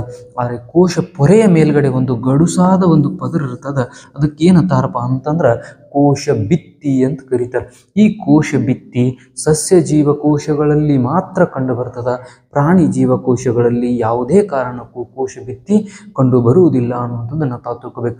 ಕೋಶ ಭಿತ್ತಿ ಭಾಳ ಇಂಪಾರ್ಟೆಂಟ್. ಕೋಶ ಭಿತ್ತಿ ಕೇವಲ ಸಸ್ಯ ಜೀವಕೋಶಗಳಲ್ಲಿ ಕಂಡು ಬರುತ್ತದೆ, ಪ್ರಾಣಿ ಜೀವಕೋಶಗಳಲ್ಲಿ ಕಂಡು ಬರುವುದಿಲ್ಲ ಅಂತ ನೋಡ್ತೀವಿ. ಅದನ್ನೇ ನೆಕ್ಸ್ಟ್ ಕೊಟ್ಟಿದ್ದೀವಿ. ಆದರೆ ಪ್ರಾಣಿ ಜೀವಕೋಶದಲ್ಲಿ ಕೋಶ ಭಿತ್ತಿ ಕಂಡು ಬರುವುದಿಲ್ಲ. ಕೋಶ ಭಿತ್ತಿ ಸಸ್ಯ ಜೀವಕೋಶ ಮತ್ತು ಪ್ರಾಣಿ ಜೀವಕೋಶಗಳ ಬಗ್ಗೆ ವ್ಯತ್ಯಾಸವನ್ನು ಅಧ್ಯಯನ ಮಾಡ್ತಾ ಇದು ಭಾಳ ಇಂಪಾರ್ಟೆಂಟ್. ಇದನ್ನು ಕ್ವಶನ್ ಕೇಳೋ ಚಾನ್ಸಸ್ ಇರ್ತದೆ. ಇನ್ನು ನೆಕ್ಸ್ಟ್ ಬರೋದು ಕೋಶ ರಸದಲ್ಲಿ ಅನೇಕ ಕಣದಂಗಗಳಿರುತ್ತವೆ ಅನ್ನೋದು ನೋಡ್ತೀನಿ. ಆಗ ಹೇಳಿನ ಮೈಟೋಕಾಂಡ್ರಿಯಾ, ಗಾಲ್ವಿ ಸಂಕೀರ್ಣ, ಲೈಸೋಸೋಮು ಈ ಥರ ಡಿಫ್ರೆಂಟ್ ಬರ್ತಾವೆ. ಕಣದಂಗಗಳು ಅಂತ ಕರಿತೀವಿ ನಾವು. ಕೋಶ ರಸ ಅಂದ್ರೆ ಕೋಶ ದ್ರವ್ಯದಲ್ಲಿ ಅನೇಕ ಕಣದಂಗಗಳಿರ್ತಾವೆ. ಆ ಕಣದಂಗಗಳು ಯಾವುವು ಅನ್ನುವಂಥದ್ದನ್ನು ನಾವು ನೋಡಿದಾಗ ನಮಗೆ ತಿಳಿದು ಬರ್ತದೆ. ನೆಕ್ಸ್ಟ್ ಇರುವಂಥ ಕಣದಂಗಗಳು ಯಾವುದಪ್ಪ ಅಂತಂದ್ರೆ ಅವುಗಳ ವಿಶೇಷತೆಗಳು ಅಂತ ಬರ್ತವೆ. ಕಣದಂಗಗಳು ಯಾವ್ಯಾವ ಕಣದಂಗಗಳಪ್ಪ ಅಂದ್ರೆ ಮೈಟೋಕಾಂಡ್ರಿಯಾ ಅಂತ ಬರುತ್ತೆ. ಮೈಟೋಕಾಂಡ್ರಿಯಾ ಇದನ್ನು ಶಕ್ತಿ ಉತ್ಪಾದನಾ ಕೇಂದ್ರ ಅಂತ ಕರೀತಾರೆ. ಇದಕ್ಕೆ ಭಾಳ ಇಂಪಾರ್ಟೆಂಟ್ ಇದು. ಮೈಟೋಕಾಂಡ್ರಿಯಾವನ್ನು ಶಕ್ತಿ ಉತ್ಪಾದನಾ ಕೇಂದ್ರ ಅಂತ ಕರೀತಾರೆ. ಒಂದು ಜೀವಿಯ ನಿಜವಾದ ಉಸಿರಾಟ ನಡೆಯುವುದು ಎಲ್ಲಿಪ್ಪ ಅಂದ್ರೆ ಮೈಟೋಕಾಂಡ್ರಿಯಾದಲ್ಲಿ ಏನಾಗ್ತದಪ್ಪ ಅಂದ್ರೆ ಶಕ್ತಿ ಬಿಡುಗಡೆ ಆಗ್ತದೆ. ಆಕ್ಸಿಜನ್ ಮತ್ತು ಕಾರ್ಬನ್ ಡೈಆಕ್ಸೈಡ್ ಅಲ್ಲಿಯೇ ನಿಜವಾದ ಶಕ್ತಿ ಬಿಡುಗಡೆ ಆಗ್ತದೆ. ನಿಜವಾದ ಉಸಿರಾಟ ನಡೆಯುವುದು ಎಲ್ಲಿಪ್ಪ ಅಂದ್ರೆ ಮೈಟೋಕಾಂಡ್ರಿಯಾ, ಜೀವಕೋಶದ ಮೈಟೋಕಾಂಡ್ರಿಯಾದಲ್ಲಿ ನಡೀತದೆ. ಅದಕ್ಕೋಸ್ಕರ ಇದನ್ನು ಏನು ಅಂತಾರಪ್ಪ ಅಂದ್ರೆ ಶಕ್ತಿ ಉತ್ಪಾದನಾ ಕೇಂದ್ರ ಅಂತ ಕರೀತಾರೆ. ಶಕ್ತಿಯಲ್ಲಿ ಉತ್ಪಾದನೆ ಆಗ್ತದೆ. ದೇಹಕ್ಕೆ ಬೇಕಾಗಿರುವಂಥ ಎಲ್ಲ ಶಕ್ತಿಯೂ ಕೂಡ ಎಲ್ಲಿ ಉತ್ಪಾದನೆ ಆಗ್ತದೆ ಅಂದ್ರೆ ಮೈಟೋಕಾಂಡ್ರಿಯಾದಲ್ಲಿ ಉತ್ಪಾದನೆ ಆಗ್ತದೆ. ಹಂಗಾದ್ರೆ ನಮಗೆ ಭಾಳ ಅನುಮಾನ ಇರ್ಬೋದು. ಹೌದ್ರಿ, ಕೋಶ ಬಗ್ಗೆ ಹೇಳತ್ತೀರಿ, ಜೀವಕೋಶದ ಬಗ್ಗೆ ಹೇಳತ್ತೀರಿ. ಜೀವಕೋಶ ಅಂದರೆ ಹೆಂಗಿರ್ತದೆ, ಜೀವಕೋಶವನ್ನು ನಾವು ನಿಜವಾಗ್ಲೂ ನೋಡಬಹುದಾ ಅನ್ನುವಂಥದ್ದನ್ನು ತಾವು ನೋಡಿದಾಗ ಜೀವಕೋಶ ನಮ್ಮ ಬರಿಗಣ್ಣಿಗೆ ಕಾಣುವುದಿಲ್ಲ. ನಾವು ಕೋಟ್ಯಾಂತರ ಜೀವಕೋಶಗಳ ಸಮೂಹದಿಂದ ನಾವು ರಚನೆಯಾಗಿದ್ದೀವಿ. ಒಬ್ಬ ಮನುಷ್ಯನ ಅನೇಕ ಅಂಗಾಂಶಗಳ ರಚನೆ ಆಗಬೇಕಾದ್ರೆ ಅನೇಕ ಜೀವಕೋಶಗಳ ರಚನೆಯಿಂದ ನಮ್ಮ ದೇಹ ರಚನೆಯಾಗಿರ್ತದೆ ಅನ್ನೋದು ನೋಡ್ತೀವಿ. ಏಕಕೋಶ ಜೀವಿಗಳಿಗೆ ನೋಡಿದಾಗ ಅಮೀಬಾ ಅಂತ ಬರ್ತಾವೆ. ಅನೇಕ ಈ ಥರ ಜೀವಿಗಳು ಏನು ಮಾಡ್ತಾವೆ ಉದಾಹರಣೆ ಆಗ್ತಾವೆ. ಆದರೆ ನಾವು ಬಹುಕೋಶ ಜೀವಿಗಳಾಗಿರೋದ್ರಿಂದ, ಬಹುಕೋಶ ಅಂದರೆ ಬಹಳಷ್ಟು ಜೀವಕೋಶಗಳನ್ನು ನಾವು ಹೊಂದಿರೋದ್ರಿಂದ ನಮ್ಮನ್ನು ಬಹುಕೋಶೀಯ ಜೀವಿಗಳು ಅಂತ ಕರೀತಾರೆ. ಬಹುಕೋಶ ಜೀವಿಗಳಿಗೆ ನಾವೇ ಉದಾಹರಣೆ. ಇಲ್ಲಿ ನೋಡ್ರಿ, ಒಂದೇ ರೀತಿಯಾದ ಅನೇಕ ಜೀವಕೋಶಗಳ ಸಮೂಹದಿಂದ ಒಂದು ಅಂಗಾಂಶ ಅನ್ನೋದು ರಚನೆ ಆಗಿರ್ತದೆ. ಈಗ ಒಂದು ಕೈ ಅನ್ನುವಂಥ ಒಂದು ಅಂಗಾಂಶ ರಚನೆ ಆಗಿದ್ರೆ ಅನೇಕ ಜೀವಕೋಶಗಳ ಸಮೂಹದಿಂದ ಈ ಕೈ ರಚನೆ ಆಗಿರ್ತದೆ. ಇದರಲ್ಲಿ ಅನೇಕ ಸೂಕ್ಷ್ಮ ಸಣ್ಣ ಜೀವಕೋಶಗಳು ಏನು ಮಾಡ್ತಾವೆ ರಚನೆ ಆಗಿರ್ತಾವೆ. ಜೀವಕೋಶಗಳಿಗೆ ಇಂಗ್ಲೀಷ್ದಾಗ ಏನಂತಾರಪ್ಪ ಅಂದ್ರೆ ಸೆಲ್ ಅಂತ ಕರೀತಾರೆ. ಚಿಕ್ಕ ಕೊಠಡಿ ಅಂತೇಳಿ ಕರೀತಾರೆ ಅನ್ನೋದನ್ನು ನೋಡ್ತೀವಿ. ಜೀವಕೋಶದ ಬಗ್ಗೆ ಮೊದಲಿಗೆ ತಮಗೆ ಇರಬೇಕಾದ ಪರಿಕಲ್ಪನೆ ಇದು ಜೀವಕೋಶದ ಬಗ್ಗೆ. ಆ ನಂತರ ಜೀವಕೋಶದ ಬರುವಂಥ ಅಲ್ಲಿ ಪಾರ್ಟ್ಸ್ಗಳನ್ನಾಗಿರ್ಬೋದು ಅತ್ಯಂತ ಸವಿವರಾಗಿ ಅಧ್ಯಯನ ಮಾಡಲಿಕ್ಕೆ ಅನುಕೂಲ ಆಗ್ತದೆ. ಈಗ ನಾವು ಏನು ನೋಡತ್ತಿದ್ದೀವಪ್ಪ ಅಂತಂದ್ರೆ ಮೈಟೋಕಾಂಡ್ರಿಯಾದ ಬಗ್ಗೆ ನೋಡತ್ತಿದ್ದೀವಿ. ಶಕ್ತಿ ಉತ್ಪಾದನಾ ಕೇಂದ್ರ ಯಾವುದಪ್ಪ ಅಂದ್ರೆ ಮೈಟೋಕಾಂಡ್ರಿಯಾ ಅಂತ ಬರುತ್ತೆ. ಅದೇ ರೀತಿಯಾಗಿ ನೆಕ್ಸ್ಟ್ ಬರುವಂಥದ್ದು ಯಾವುದಪ್ಪ ಅಂತಂದ್ರೆ ರೈಬೋಸೋಮ್ ಅಂತ ಬರುತ್ತೆ. ಈ ರೈಬೋಸೋಮನ್ನು ಏನಂತಾರಪ್ಪ ಅಂದ್ರೆ ಪ್ರೋಟೀನ್ ಕಾರ್ಖಾನೆ ಅಂತ ಕರೀತಾರೆ. ಪ್ರೋಟೀನ್ ಎಲ್ಲಿ ಸಂಗ್ರಹಣೆ ಆಗಿರುತ್ತಪ್ಪ ಅಂತಂದ್ರೆ ರೈಬೋಸೋಮ್ನಲ್ಲಿ ಸಂಗ್ರಹಣೆ ಆಗಿರುತ್ತೆ. ಅದಕ್ಕೋಸ್ಕರ ಪ್ರೋಟೀನ್ ಕಾರ್ಖಾನೆ. ಇವು ಭಾಳ ಇಂಪಾರ್ಟೆಂಟ್. ಇಷ್ಟ ಪಾಯಿಂಟ್ಸ್ಗಳು ಹಾಕೋರೆ ಭಾಳ ಇಂಪಾರ್ಟೆಂಟ್. ಇದೇ ಥರ ಹೊಂದಿಸಿ ಬರೆಯೋರು ಅಲ್ಲಿ ಖುಷಿನ ಕೇಳ್ಬೋದು ಅನ್ನೋಂಥದ್ದು ನೋಡ್ತೀವಿ. ನೆಕ್ಸ್ಟ್ ಬರುವಂಥದ್ದು ಯಾವುದಪ್ಪ ಅಂದ್ರೆ ಲೈಸೋಸೋಮ್ ಅಂತ ಬರುತ್ತೆ. ಇದನ್ನು ಆತ್ಮಹತ್ಯಾ ಸಂಚಿಗಳು ಅಂತ ಕರೀತಾರೆ. ಏನಂತಾರಪ್ಪ ಅಂದ್ರೆ ಲೈಸೋಸೋಮನ್ನು ಆತ್ಮಹತ್ಯಾ ಸಂಚಿಗಳು ಅಂತ ಕರೀತಾರೆ. ಹಾಗಾದ್ರೆ ಜೀವಕೋಶದಲ್ಲಿ ಆತ್ಮಹತ್ಯಾ ಸಂಚಿಗಳ ಅವಶ್ಯಕತೆ ಏನಿತ್ತು, ಇತರ ಅವಶ್ಯಕತೆ ಏನು, ಲೈಸೋಸೋಮ್ ಯಾಕೆ ಬೇಕು ಅನ್ನುವಂಥದ್ದನ್ನು ನಾವು ನೋಡಿದಾಗ ಯಾಕೆ ಬೇಕಪ್ಪ ಅಂತಂದ್ರೆ ನಮ್ಮ ಜೀವಕೋಶದಲ್ಲಿ ಇವು ಬಹಳ ಇಂಪಾರ್ಟೆಂಟ್. ಯಾವುದೇ ಒಂದು ಜೀವಕೋಶ ಅದಕ್ಕೆ ಬಹಳ ವಯಸ್ಸಾಗಿತ್ತಂದ್ರೆ, ಅದು ಯಾವುದೋ ಒಂದು ನೋವಿಗೆ ಒಳಪಟ್ಟಿತ್ತಂದ್ರೆ, ಯಾವುದೇ ಒಂದು ಗಾಯಕ್ಕೆ ಒಳಪಟ್ಟಿತ್ತಂದ್ರೆ ಆ ಜೀವಕೋಶವನ್ನು ಏನು ಮಾಡ್ತದೆ ತನ್ನಷ್ಟಕ್ಕೆ ತಾನೇ ಏನು ಮಾಡ್ತದೆ ಬ್ಲಾಸ್ಟ್ ಮಾಡಿಕೊಂಡು ತನ್ನಷ್ಟಕ್ಕೆ ತಾನೇ ಏನು ಮಾಡ್ತದೆ ಸಾಯ್ತದ ಅನ್ನುವಂಥದ್ದನ್ನು ನೋಡ್ತೀವಿ. ಅದಕ್ಕೋಸ್ಕರ ಇದಕ್ಕೆ ಆತ್ಮಹತ್ಯಾ ಸಂಚಿಗಳು ತನ್ನದೇ ಹಳೆಯದಾದ ಅಥವಾ ವಯಸ್ಸಾಗಿರುವಂಥ ಗಾಯಕ್ಕೆ ಒಳಪಟ್ಟಿರುವಂಥ ತನ್ನದೇ ಜೀವಕೋಶಗಳನ್ನ ತಾನೇ ಸಾಯಿಸ್ತದ. ಅದಕ್ಕೋಸ್ಕರ ಇದನ್ನು ಆತ್ಮಹತ್ಯಾ ಸಂಚಿಗಳು ಅಂತ ಕರೀತಾರೆ. ಇವಕ್ಕೆ ಏನಂತಾರಪ್ಪ ಅಂದ್ರೆ ಲೈಸೋಸೋಮ್ ಅಂತಾರೆ ಕನ್ನಡದಾಗ. ಆತ್ಮಹತ್ಯಾ ಸಂಚಿಗಳು, ಸುಸೈಡ್ ಸೆಲ್ ಅಂತ ಕರೀತಾರೆ ಅನ್ನೋಂಥದ್ದು ನೋಡ್ತೀವಿ. ಇನ್ನು ಎಂಡೋಪ್ಲಾಸ್ಮಿಕ್ ರೆಟಿಕ್ಯುಲಮ್ ಅಂತ ಬರುತ್ತೆ. ಎಂಡೋಪ್ಲಾಸ್ಮಿಕ್ ರೆಟಿಕ್ಯುಲಮ್ ಅಂತ ಬರುತ್ತೆ. ಇದನ್ನು ಇಂಗ್ಲೀಷ್ದಾಗ ಹಿಂಗೆ ಓದಬೇಕು. ಇವತ್ತನ್ನು ಕನ್ನಡದಾಗಿನ ಟ್ರಾನ್ಸ್ಲೇಷನ್ ಏನ್ರಿ ಅಂತ ಕೇಳಕ್ಕೆ ಹೋಗ್ಬೇಡ್ರಿ. ಕನ್ನಡದಾಗ ಹಿಂಗೆ ಓದಬೇಕು ಅನ್ನೋಂಥದ್ದು ನೋಡ್ತೀವಿ. ಇದೇ ಥರ ಬರ್ತಾವೆ. ಎಂಡೋಪ್ಲಾಸ್ಮಿಕ್ ಲೈಸೋಸೋಮ್ ಆ ಥರ ಏನಂತಾರಪ್ಪ ಅಂದ್ರೆ ಎಂಡೋಪ್ಲಾಸ್ಮಿಕ್ ರೆಟಿಕ್ಯುಲಮ್. ಇದು ಕೋಶದಲ್ಲಿ ಏನು ಮಾಡ್ತೈತಪ್ಪ ಅಂದ್ರೆ ಸಾಗಾಣಿಕೆಯನ್ನು ಮಾಡ್ತೈತೆ. ಕೋಶದಲ್ಲಿ ಟ್ರಾನ್ಸ್ಪೋರ್ಟೇಷನ್ ವ್ಯವಸ್ಥೆಯನ್ನು ಯಾವುದು ಮಾಡ್ತೈತಪ್ಪ ಅಂತಂದ್ರೆ ಎಂಡೋಪ್ಲಾಸ್ಮಿಕ್ ರೆಟಿಕ್ಯುಲಮ್ ಅನ್ನೋದು ಸಾಗಾಣಿಕೆ ವ್ಯವಸ್ಥೆಯನ್ನು ಮಾಡ್ತೈತೆ. ನಮ್ಮ ದೇಹದಲ್ಲಿ ಕಾರ್ಬನ್ ಡೈಆಕ್ಸೈಡ್ ಸಾಗಾಣಿಕೆ ಮಾಡಿರ್ಬೋದು ಆಗಿರ್ಬೋದು, ಆಕ್ಸಿಜನ್ ಸಾಗಾಣಿಕೆ ಮಾಡಿರೋದಾಗಿರ್ಬೋದು, ಮತ್ತು ಅನೇಕ ವಾಟರ್ ಸಪ್ಲೈ ಮಾಡೋದಾಗಿರ್ಬೋದು. ಇದು ಯಾವ್ದು ಮಾಡ್ತೈತಪ್ಪ ಅಂತಂದ್ರೆ ಎಂಡೋಪ್ಲಾಸ್ಮಿಕ್ ರೆಟಿಕ್ಯುಲಮ್. ಜೀವಕೋಶಕ್ಕೆ ಏನೇನು ಬೇಕು ಅನ್ನೋದನ್ನ ಸಾಗಾಣಿಕೆ ಮಾಡುವಂಥ ವ್ಯವಸ್ಥೆ ಯಾವುದು ಮಾಡ್ತೈತಪ್ಪ ಅಂದ್ರೆ ಎಂಡೋಪ್ಲಾಸ್ಮಿಕ್ ರೆಟಿಕ್ಯುಲಮ್ ಅನ್ನೋಂಥದ್ದು ಮಾಡ್ತೈತೆ. ಇನ್ನು ಗಾಲ್ಗಿ ಸಂಕೀರ್ಣ ಅಂತ ಬರ್ತಾರೆ. ಇದು ಪ್ರೋಟೀನ್ ಸಂಶ್ಲೇಷಣೆ ಅಂತ ಕರೀತಾರೆ. ಈಗ ನಾವು ಆಗಲೇ ನೋಡಿದೀವಿ ಇಲ್ಲಿ ಯಾವುದಪ್ಪ ಅಂದ್ರೆ ರೈಬೋಸೋಮನ್ನು ಪ್ರೋಟೀನ್ ಕಾರ್ಖಾನೆ ಅಂತ ನೋಡಿದೀವಿ. ಆದ್ರೆ ಪ್ರೋಟೀನ್ ಸಂಶ್ಲೇಷಣೆ ಅಂತ ಯಾವುದನ್ನು ಕರೀತಾರಪ್ಪ ಅಂತಂದ್ರೆ ಗಾಲ್ಗಿ ಸಂಕೀರ್ಣ. ಪ್ರೋಟೀನ್ಗಳನ್ನ ಸಂಶ್ಲೇಷಣೆಯನ್ನು ಮಾಡ್ತೈತಿ. ಯಾವ ಪ್ರೋಟೀನ್ ನಮಗೆ ಅವಶ್ಯಕತೆ ಐತಿ, ಯಾವ್ದು ಅವಶ್ಯಕತೆ ಇಲ್ಲ ಅನ್ನೋದನ್ನು ಸ್ಪಷ್ಟವಾಗಿ ಸಂಶೋಧನೆ ಮಾಡುವಂಥದ್ದು ಯಾವುದಪ್ಪ ಅಂದ್ರೆ ಗಾಲ್ಗಿ ಸಂಕೀರ್ಣ ಅಂತೇಳಿ ಬರುತ್ತೆ. ಇನ್ನು ನೆಕ್ಸ್ಟ್ ಬರುವಂಥದ್ದು ಮೇನ್ ಯಾವುದಪ್ಪ ಅಂದ್ರೆ ಸೆಂಟ್ರಿಯೋಲ್ ಅಂತ ಬರುತ್ತೆ. ಸೆಂಟ್ರಿಯೋಲ್ ಬಗ್ಗೆ ಮೊದಲಿಗೆ ಸ್ಪಷ್ಟವಾಗಿ ಇರಬೇಕಾಗಿದ್ದು ನಾನು ಬ್ರಕೆಟ್ನಲ್ಲಿ ಕೊಟ್ಟಿದ್ದೀನಿ ಕೇಳ್ರಿ. ಪ್ರಾಣಿ ಜೀವಕೋಶಗಳಲ್ಲಿ ಮಾತ್ರ ಇದೆ ಅನ್ನುವಂಥದ್ದನ್ನು ನೋಡ್ತೀವಿ. ಇದು ಪ್ರಾಣಿ ಜೀವಕೋಶಗಳಲ್ಲಿ ಮಾತ್ರ ಸೆಂಟ್ರಿಯೋಲ್ ಕಂಡು ಬರುತ್ತೆ. ಸಸ್ಯ ಜೀವಕೋಶಗಳಲ್ಲಿ ಕಂಡು ಬರುವುದಿಲ್ಲ ಅನ್ನುವಂಥದ್ದನ್ನು ನಾವು ನೋಡ್ತೀವಿ. ಸೆಂಟ್ರಿಯೋಲ್, ಹಾಗಾದರೆ ಸೆಂಟ್ರಿಯೋಲ್ ಮುಖ್ಯವಾದ ಕೆಲಸ ಏನು, ಸೆಂಟ್ರಿಯೋಲ್ ನಮ್ಮ ಜೀವಕೋಶಕ್ಕೆ ಯಾಕೆ ಬೇಕು ಅನ್ನುವಂಥದ್ದನ್ನು ನೋಡಿದಾಗ ಇದು ಕೋಶ ವಿಭಜನೆಗೆ ಸಹಾಯವನ್ನು ಮಾಡ್ತದೆ ಅನ್ನೋಂಥದ್ದು ನೋಡ್ತೀವಿ. ಕೋಶ ವಿಭಜನೆಗೆ ಒಂದು ಜೀವಕೋಶ 2 ಆಗಬೇಕು, 2 ಜೀವಕೋಶ 4 ಆಗಬೇಕು ಅನ್ನೋದು ವಿಭಜನೆಯನ್ನು ಹೊಂದಬೇಕಾದ್ರೆ ಏನು ಮಾಡಬೇಕು, ಜೀವಕೋಶದಲ್ಲಿ ಸೆಂಟ್ರಿಯೋಲ್ ಬಹಳ ಮುಖ್ಯವಾಗಿದೆ. ಸೆಂಟ್ರಿಯೋಲ್ ಸಹಾಯದಿಂದ ಏನಾಗ್ತದಪ್ಪ ಅಂದ್ರೆ ಜೀವಕೋಶಗಳು ಏನಾಗ್ತವೆ, ವಿಭಜನೆಯನ್ನು ಹೊಂದುತ್ತಾವ ಅನ್ನೋದು ನೋಡ್ತೀವಿ. ಇದು ಇಲ್ಲದಿದ್ದರೆ ಏನಾಗೋದಿಲ್ಲಪ್ಪ ಅಂದ್ರೆ ಜೀವಕೋಶ ವಿಭಜನೆಯನ್ನು ಹೊಂದೋದಿಲ್ಲ. ಈಗ ಸಣ್ಣವರಿದ್ದವರ ದೊಡ್ಡವರಾಗಿರಪ್ಪ ಅಂದ್ರೆ ಅವ್ನ ಜೀವಕೋಶಗಳು ಏನಾಗ ವಿಭಜನೆ ಆಗಿ ಏನಾಗುತ್ತವೆ, ದೊಡ್ಡ ಗಾತ್ರದಲ್ಲಿ ಬೆಳವಣಿಗೆ ಆಗ್ತದೆ. ಇದು ಇಲ್ಲದಿದ್ದರೆ ಏನಾಗೋದಿಲ್ಲ, ಬೆಳವಣಿಗೆ ಆಗೋದಿಲ್ಲ. ಅದಕ್ಕೋಸ್ಕರ ಇದು ಎಲ್ಲಿ ಕಂಡು ಬರ್ತದಪ್ಪ ಅಂದ್ರೆ ಪ್ರಾಣಿ ಜೀವಕೋಶಗಳಲ್ಲಿ ಮಾತ್ರ ಇದೆ. ಸೆಂಟ್ರಿಯೋಲ್ ಅನ್ನುವಂಥದ್ದು ಭಾಳ ಇಂಪಾರ್ಟೆಂಟ್. ಸೆಂಟ್ರಿಯೋಲ್ದ ಮುಖ್ಯ ಕಾರ್ಯ ಏನು ಅಂತ ಕೇಳ್ತಾನೆ, ಕೋಶ ವಿಭಜನೆಗೆ ಏನು ಮಾಡ್ತೈತಿ, ಸಹಾಯವನ್ನು ಮಾಡ್ತದ ಅನ್ನುವಂಥದ್ದನ್ನು ನಾವು ನೋಡ್ತೀವಿ. ಕೋಶ ವಿಭಜನೆಗೆ ಸಹಾಯವನ್ನು ಮಾಡ್ತದ ಅನ್ನುವಂಥದ್ದು ನೋಡ್ತೀವಿ. ನೆಕ್ಸ್ಟ್ ಬರುವಂಥದ್ದು ಯಾವುದಪ್ಪ ಅಂತಂದ್ರೆ ಪ್ಲಾಸ್ಟಿಡ್ಗಳು ಸಸ್ಯ ಜೀವಕೋಶಗಳಲ್ಲಿ ಮಾತ್ರ ಇವೆ ಅನ್ನೋದು ನೋಡ್ತೀವಿ. ಪ್ಲಾಸ್ಟಿಡ್ಗಳು ಅಂತ ಬರ್ತಾವೆ. ಸೆಂಟ್ರಿಯೋಲ್ ನೋಡಿದೀವಿ, ಪ್ರಾಣಿ ಜೀವಕೋಶಗಳಲ್ಲಿ ಮಾತ್ರ ಇತ್ತು. ಈಗ ನೋಡ್ರಿ ಪ್ಲಾಸ್ಟಿಡ್ಗಳು ಎಲ್ಲಿದಪ್ಪ ಅಂದ್ರೆ ಸಸ್ಯ ಜೀವಕೋಶದಲ್ಲಿ ಮಾತ್ರ ಇವೆ ಅನ್ನುವಂಥದ್ದನ್ನು ನೋಡ್ತೀವಿ. ಇವು ಸಸ್ಯಕ್ಕೆ ಬಣ್ಣವನ್ನು ನೀಡುತ್ತವೆ. 3 ವಿಧದ ಪ್ಲಾಸ್ಟಿಡ್ಗಳು ವರ್ಣಕಗಳು ಇವೆ ಅನ್ನುವಂಥದ್ದನ್ನು ನೋಡ್ತೀವಿ. 3 ವಿಧದ ಪ್ಲಾಸ್ಟಿಡ್ಗಳು ವರ್ಣಕಗಳು ಇದಾವ ಅನ್ನುವಂಥದ್ದನ್ನು ನೋಡ್ತೀವಿ. ಇದಕ್ಕಿಂತಲೂ ಮುಂಚಿತವಾಗಿ ಪಕ್ಷಿಗಳ ಬಗ್ಗೆ ಸ್ವಲ್ಪ ಇಂಪಾರ್ಟೆಂಟ್ ನೋಟ್ಸ್ ಇತ್ತು. GK ಒಳಗಿನ ಇಂಪಾರ್ಟೆಂಟ್ ನೋಟ್ಸ್ ಯಾವುದಪ್ಪ ಅಂತಂದ್ರೆ ನಿಮಗಿದು ತಿಳಿದಿರಲಿ ಅಂತ ಪಾಯಿಂಟ್ಸ್ ಇತ್ತು. ನಾವು ಅದನ್ನು ಸ್ಕಿಪ್ ಮಾಡಿ ಹೋಗಿದ್ದೀವಿ. ಇಲ್ಲಿ ನೋಡಿ ಇದ್ರ ಬಗ್ಗೆ ಸ್ವಲ್ಪ ತಿಳ್ಕೊಂಡು, ಅತ್ಯಂತ ಚಿಕ್ಕ ಪಕ್ಷಿ GK ಒಳಗೆ ಬರುವಂಥ ಕ್ವಶನ್ ಸರಿ, ಅತ್ಯಂತ ಚಿಕ್ಕ ಪಕ್ಷಿ ಯಾವುದಪ್ಪ ಅಂತಂದ್ರೆ ಹಮ್ಮಿಂಗ್ ಬರ್ಡ್ ಅಂತ ಬರುತ್ತೆ. ಯಾವುದಪ್ಪ ಅಂದ್ರೆ ಹಮ್ಮಿಂಗ್ ಬರ್ಡ್. ನಾವು ಓದ್ಕೊಂಡಿರುವಂಥದ್ದು ಯಾವ ಥರ ನೋಡಿರ್ತೀವಿ ಅಂದರೆ ಅತ್ಯಂತ ಚಿಕ್ಕದಾದ ಪಕ್ಷಿ ಯಾವುದಪ್ಪ ಅಂದ್ರೆ ಹಮ್ಮಿಂಗ್ ಬರ್ಡ್ ಅಥವಾ ಜೇಂಕಾರದ ಹಕ್ಕಿ ಅಂತ, ಜೇಂಕಾರದ ಪಕ್ಷಿ ಅಂತ ಕರೀತಾರೆ ಕನ್ನಡದಾಗ. ಇಂಗ್ಲೀಷ್ದಾಗ ಕೊಡ್ಬೋದು, ಕನ್ನಡದಾಗ ಕೊಡ್ಬೋದು. ಇಂಗ್ಲೀಷ್ದಾಗ ಏನಂತಾರಪ್ಪ ಅಂತಂದ್ರೆ ಹಮ್ಮಿಂಗ್ ಬರ್ಡ್, ಅದಕ್ಕೆ ಏನಂತಾರಪ್ಪ ಅಂದ್ರೆ ಜೇಂಕಾರದ ಪಕ್ಷಿ ಅಂತ ಕೊಡ್ಬೋದು. 2 ಒಂದು, ಮತ್ತು ಆ ಪಕ್ಷಿ ಬೇರೆ ಆ ಪಕ್ಷಿ ಬೇರೆ ಅಲ್ಲ ಏನು ತಿಳಿತೈತಿ ನೋಡ. ಅದ್ರ ಮೇಲೆ ಇನ್ನೊಂದು ಟೈಪ್ ಯಾಕತ್ರ ಕ್ವಶನ್, ಅತಿ ಹೆಚ್ಚು ಹೃದಯ ಬಡಿತವನ್ನು ಹೊಂದಿರುವಂಥ ಪಕ್ಷಿ ಯಾವುದು ಅಂತ ಕ್ವಶನ್ ಕೇಳ್ಬೋದು. ಅತಿ ಹೆಚ್ಚು ಹೃದಯ ಬಡಿತವನ್ನು ಹೊಂದಿರುವಂಥ ಪಕ್ಷಿ ಯಾವುದಪ್ಪ ಅಂತಂದ್ರೆ ಹಮ್ಮಿಂಗ್ ಬರ್ಡ್ ಅಂತ ಬರುತ್ತೆ. ಜೇಂಕಾರದ ಪಕ್ಷಿ ಅಂತ ಬರುತ್ತೆ. ಅತಿ ಹೆಚ್ಚು 1200ಕ್ಕೂ ಜಾಸ್ತಿ ಹೊಂದೈತಿ. ನಮ್ಮ ಹೃದಯ ಎಷ್ಟು ಬಾರಿ ಬಡ್ಕೋತೈತಿ, 72 ಬಾರಿ ಹೃದಯವನ್ನು ಬಡ್ಕೋತೈತಿ ಅನ್ನೋದನ್ನು ನೋಡ್ತೀವಿ. ಆದ್ರೆ ಜೇಂಕಾರದ ಪಕ್ಷಿ 1200ಕ್ಕಿಂತ ಜಾಸ್ತಿ ಬಡ್ಕೋತೈತಿ. ಅದಕ್ಕೋಸ್ಕರ ಇನ್ನೊಂದು ಕೇಳ್ತಾನೆ ಇದ್ರ ಮಗ ಏನು ಕ್ವಶನ್ಪ, ಹಿಮ್ಮುಖವಾಗಿ ಹಾರಬಲ್ಲ ಪಕ್ಷಿ ಯಾವುದು ಅಂತ ಕೇಳ್ತಾನೆ. ಹಿಮ್ಮುಖವಾಗಿ ಹಾರಬಲ್ಲ ಪಕ್ಷಿ ಯಾವುದಪ್ಪ ಅಂತಂದ್ರೆ ಜೇಂಕಾರದ ಪಕ್ಷಿ, ಹಮ್ಮಿಂಗ್ ಬರ್ಡ್ ಅಂತ ಬರ್ತೈತೆ. ಅದ್ರ ಬಗ್ಗೆ ತಿಳ್ಕೋದು ಭಾಳ ಇಂಪಾರ್ಟೆಂಟ್. ಅತ್ಯಂತ ದೊಡ್ಡ ಪಕ್ಷಿ ಅಂತ ಬರುತ್ತೆ. ಪಕ್ಷಿಗಳಲ್ಲಿಯೇ ಅತ್ಯಂತ ದೊಡ್ಡ ಪಕ್ಷಿ ಯಾವುದಪ್ಪ ಅಂತಂದ್ರೆ ಉಷ್ಟ್ರ ಪಕ್ಷಿ ಅಂತ ಬರುತ್ತೆ. ಇದು ಹಾರಕ್ಕೆ ಆಗುದಿಲ್ಲ, ಅತ್ಯಂತ ದೊಡ್ಡ ಪಕ್ಷಿ ಅಂತ ಬರುತ್ತೆ. ಈ ಉಷ್ಟ್ರ ಪಕ್ಷಿ ಬಗ್ಗೆ ನಾವು ತಿಳ್ಕೊಳ್ಳೋದು ಭಾಳ ಇಂಪಾರ್ಟೆಂಟ್. ಉಷ್ಟ್ರ ಪಕ್ಷಿ ಅಂತ ಬಂದಾಗ ಅತ್ಯಂತ ದೊಡ್ಡ ಜೀವಕೋಶವನ್ನು ಹೊಂದಿದ್ದು ಯಾವುದಪ್ಪ ಅಂದ್ರೆ, ಅತ್ಯಂತ ಜಗತ್ತಿನಾಗ ಅತಿ ದೊಡ್ಡ ಜೀವಕೋಶ ಯಾವುದ್ರದ್ದು ಐತಿಪ್ಪ ಅಂತಂದ್ರೆ ಉಷ್ಟ್ರ ಪಕ್ಷಿಯ ಮೊಟ್ಟೆ ಬರ್ತೈತಿ. ಉಷ್ಟ್ರ ಪಕ್ಷಿಯ ಮೊಟ್ಟೆ ಅತ್ಯಂತ ದೊಡ್ಡದಾದ ಜೀವಕೋಶವನ್ನು ಹೊಂದಿದೆ ಅನ್ನುವಂಥದ್ದು ನೋಡ್ತೀವಿ. ಇನ್ನು ತಡೆರಹಿತವಾಗಿ ವಲಸೆ ಹೋಗುವ ಪಕ್ಷಿ ಯಾವುದಪ್ಪ ಅಂದ್ರೆ ಆರ್ಕಟಿಕ್ ಟರ್ನ್ ಅಂತ ಬರುತ್ತೆ. ಆರ್ಕಟಿಕ್ ಟರ್ನ್ ಅಂತ ಬರ್ತದೆ. ಇದು ತಡೆರಹಿತವಾಗಿ ಖಂಡದಿಂದ ಖಂಡಕ್ಕೆ ಹಾರಿ ಹೋಗುವಂಥ ಕೆಪಾಸಿಟಿ ಹೊಂದಿರುವಂಥದ್ದು ಯಾವುದಪ್ಪ ಅಂದ್ರೆ ತಡೆರಹಿತ ವಲಸೆ ಹೋಗುವ ಪಕ್ಷಿ ಆರ್ಕಟಿಕ್ ಟರ್ನ್ ಅಂತೇಳಿ ಬರುತ್ತೆ. ನೆಕ್ಸ್ಟ್ ಯಾವುದಪ್ಪ ಅಂದ್ರೆ ಹಾರಲಾರದ ಹಾರಲಾರದ ಪಕ್ಷಿ ಯಾವುದಪ್ಪ ಅಂತಂದ್ರೆ ಆಸ್ಟ್ರಿಚ್ ಪಕ್ಷಿ ಅಂತ ಬರುತ್ತೆ, ಕಿವಿ ಅಂತ ಬರುತ್ತೆ. ಯಾವ ಪಕ್ಷಿ ಎಲ್ಲಿ ಕಂಡು ಬರ್ತದೆ ಅನ್ನುವಂಥದ್ದು ಭಾಳ ಇಂಪಾರ್ಟೆಂಟ್ ಆಗಿರುವಂಥದ್ದು ಯಾವುದಪ್ಪ ಅಂದ್ರೆ ಆಸ್ಟ್ರಿಚ್ ಅಂತ ಬರುತ್ತೆ. ಇದು ಆಫ್ರಿಕಾ ಖಂಡದಲ್ಲಿ ಕಂಡು ಬರುವಂಥದ್ದು. ಆಸ್ಟ್ರಿಚ್ ಎಲ್ಲಿ ಕಂಡು ಬರ್ತದೆ?